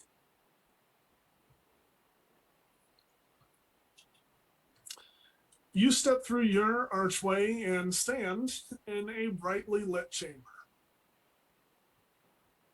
The walls, floor, and ceiling are made of a white, reflective stone. In the center of the room sits a white table with 2 chairs positioned next to it. Sitting, facing you, with a cup of coffee resting against his lips, is Pip.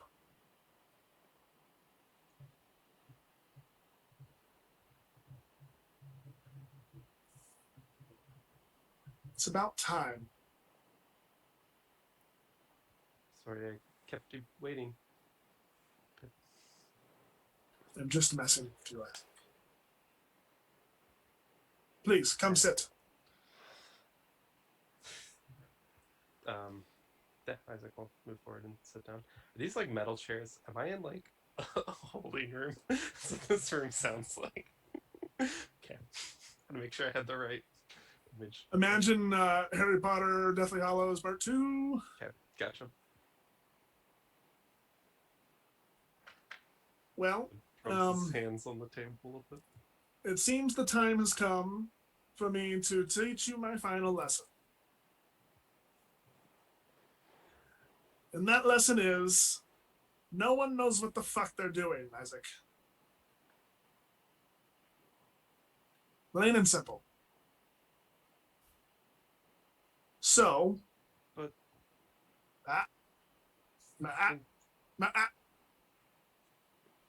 so don't understand. it is up to us, the Fate Weavers, to help.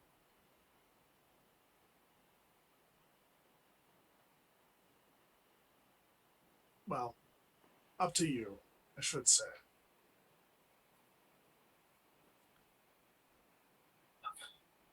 Up to us, up to you, us. Doesn't matter.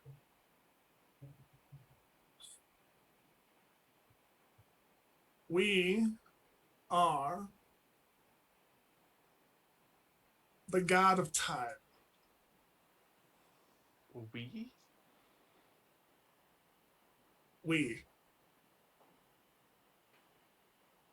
You. Yes, I know. This conversation happens. So, But wait. You died. yes, and I've died before, and so have you. I guess. We. Us.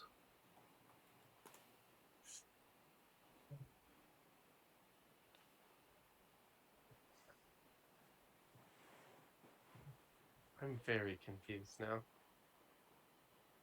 We are the same. Hello, my name is Isaac Markov. My name is also Pip.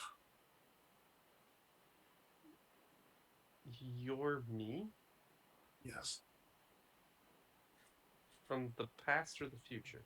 both.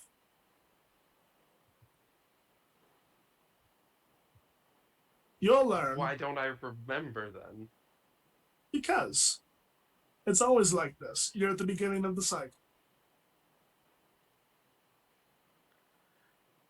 You see, they forget. The gods, mortals. Because They they don't know forget. what they're doing. No, they don't. There is one being that has stood the test of time. Us? Us. Us. Us. I This us. conversation never gets any easier. Yes. You are. Could I make it easier? Or is it Ask your always supposed questions. to be hard? Yes. Let's get past the babbling stage and into the question asking stage. What questions do you have? If we are us, Uh-huh. and the others the gods? Kind of. Or the other gods, the Tau and the tides and Yes. okay. And your companions, godkin. Yes. They're not the gods. Not the gods, But but I they're am. material representations on this plane. Yes. Okay. Who is Ava? In the beginning, there was light and nothing.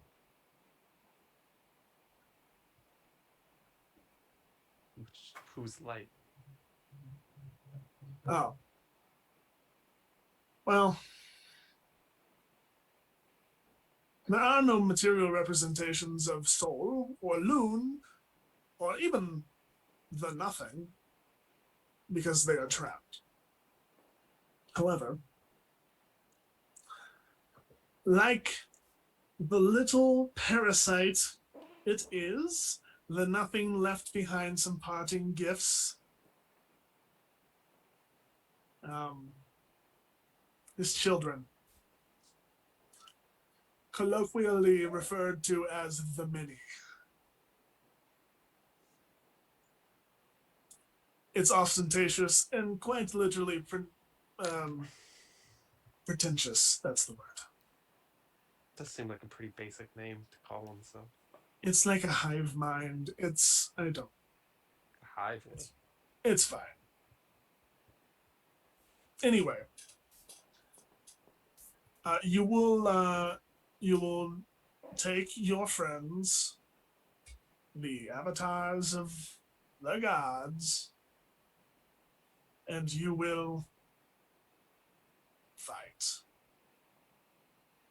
Fight what? The same thing we've been fighting for millennia, friend. The nothing? The many? The many. The cycle never breaks. And Ava is one of the many now. An avatar of, again, a physical manifestation. How did this happen? Were we always that? Or what? I always thought the obelisk. Yes. So a good point to bring up. Your memory of your childhood was thousands and thousands and thousands of years ago. That each time a new cycle begins, you were born again, the same memories. Eventually, on your 15th birthday, you regain these memories, completely shunting your former life, Ava's former life.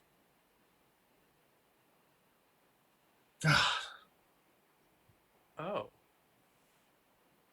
Yes. And I always die in that godforsaken fucking temple.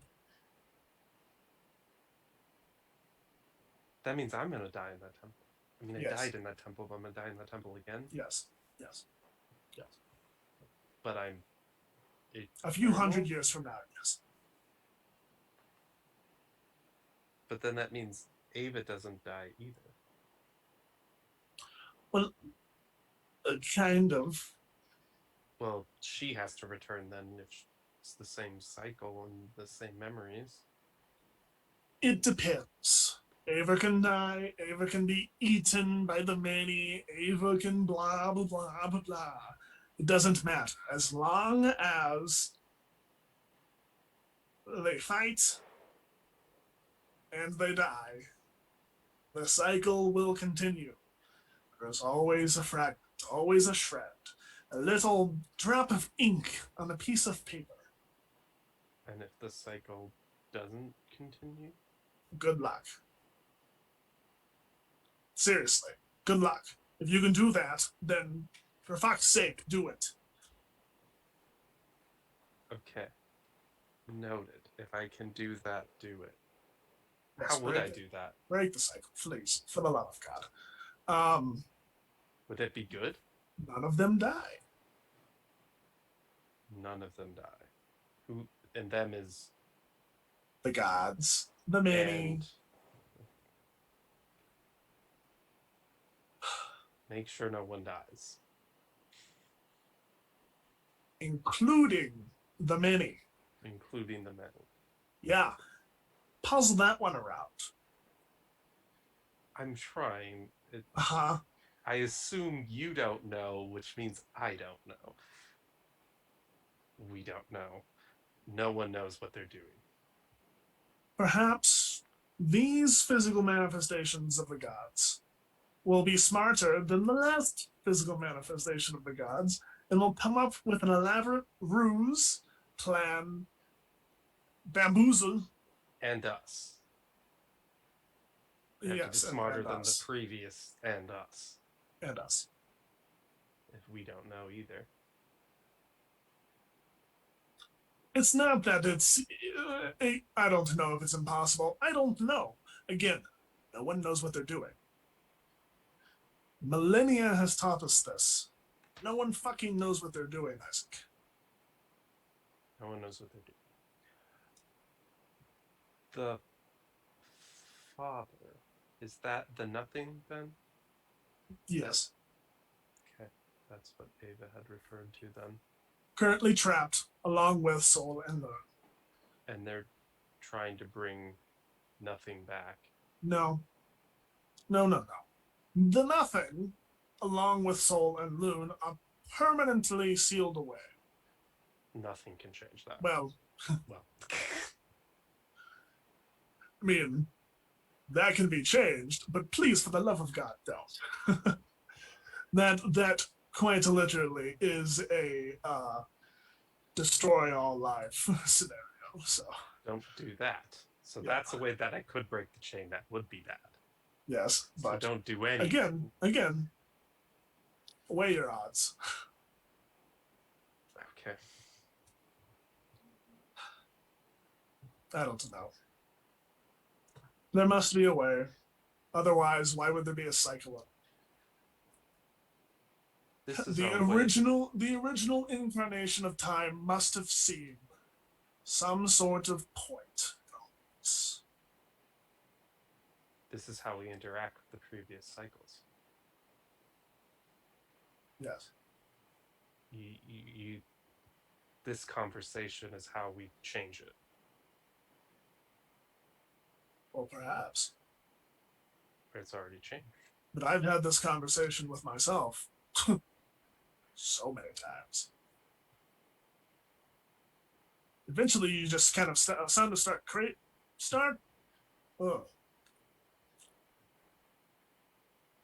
start to sound crazy. Yes, that's what I'm looking for. God, being dead really doesn't matter. I'm not looking forward to that part. Yeah, it's fine. Your time incarnate.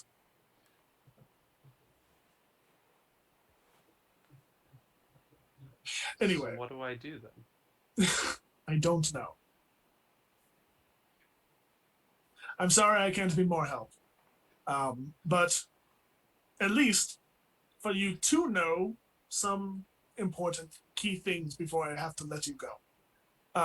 Too much time in here will fry you. Trust me.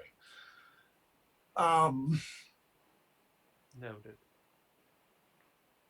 Every time someone dies, the cycle restarts. And it's more of a kind of this side dies versus this side dies. You understand?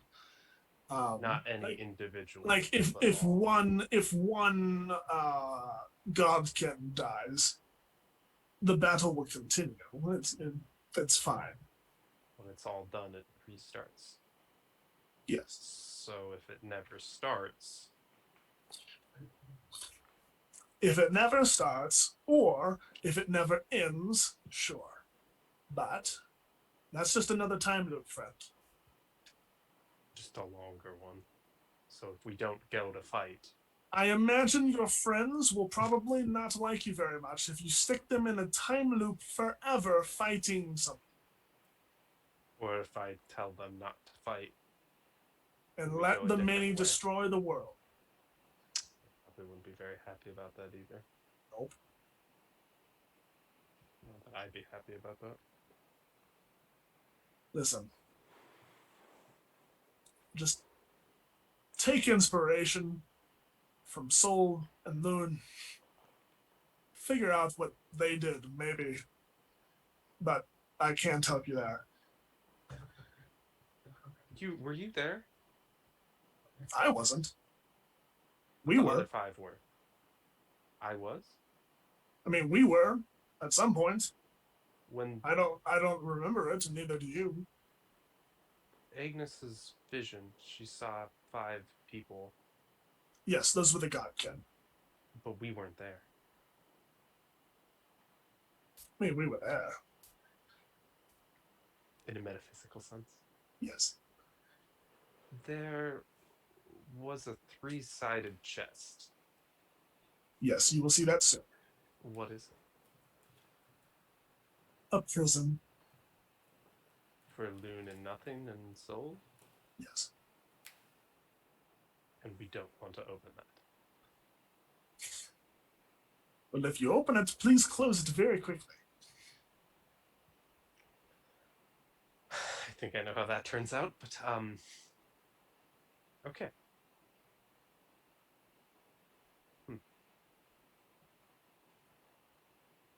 Anything Anything else? else I should know? Well, I don't know. Do you think there's anything you should know? Do I think there's anything? Nope. Sounds good to me. Sounds Here, good drink to this me. coffee. Drink the fucking coffee. Thank you. God, the one lifetime I didn't drink the coffee, it was so much more difficult. Bye. See you soon. Bye?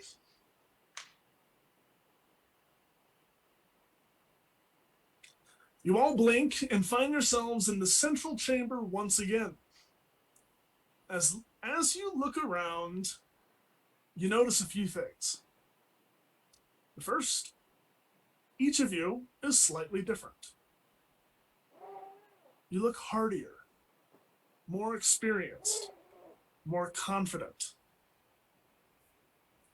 Everyone.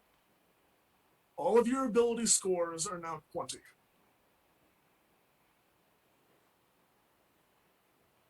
Welcome to being a godkin. Richard's intelligence goes to 20. And Everything. he points to Isaac and goes, "You're a Pip! Pip is you!" Yeah. And you know nothing.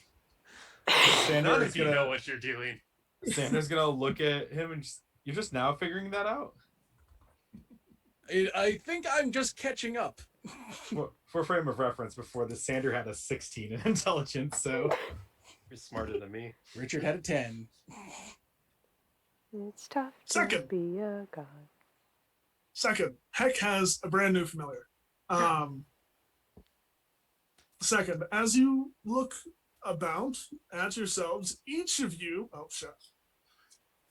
Prepare yourself, Ty. Each of you has a unique looking item either in your hands or on your person. Define in your hands. Like you're holding Okay. or on your person. New specs, who does? In my hand. Is Richard. your hand? Richard, you now wear a billowing cloak made of clouds. You can see it slowly shifting, and the occasional lightning bolt crackles across the surface.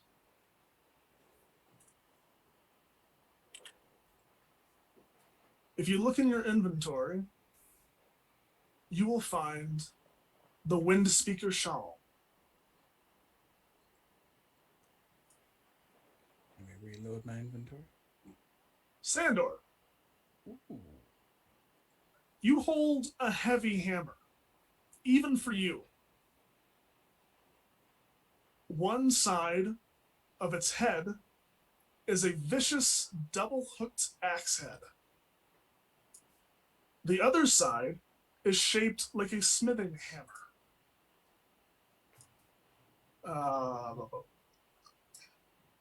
Throughout the weapon, in veins, are lines of superheated magma. If you check your inventory, you will find the Molten Crusher.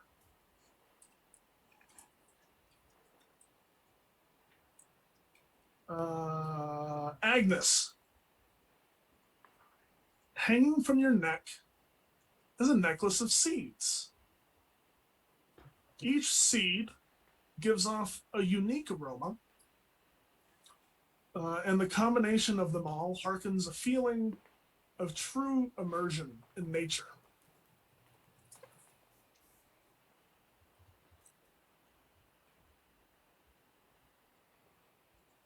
Oh, right. There it is.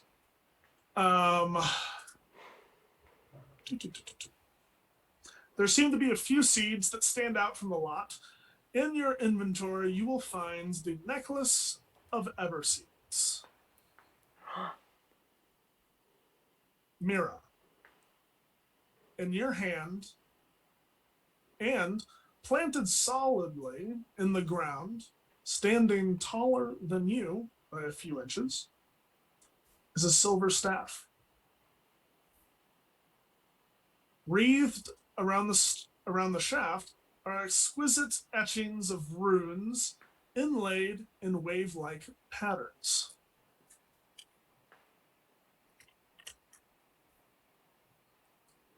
Hovering atop the silver staff is your blue gem, the Tide Shard. In your inventory, you will find the Staff of High Tide and Isaac.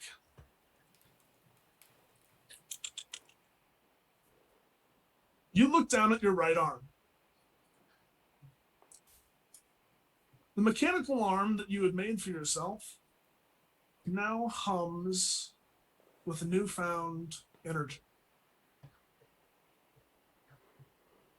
Purple energy courses through the mechanical appendage like blood through veins. In your inventory, you will find Markov's Dunamantic.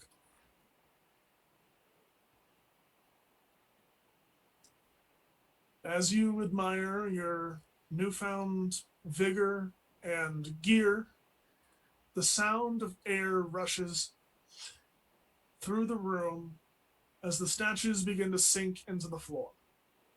As they sink, you watch as their faces slowly shift, each blank slate begetting the likeness of you. They reach the bottom of their descent and disappear beneath the floor.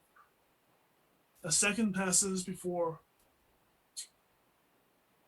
another noise echoes through the chamber, and the center of the room slowly rotates into a descending spiral staircase.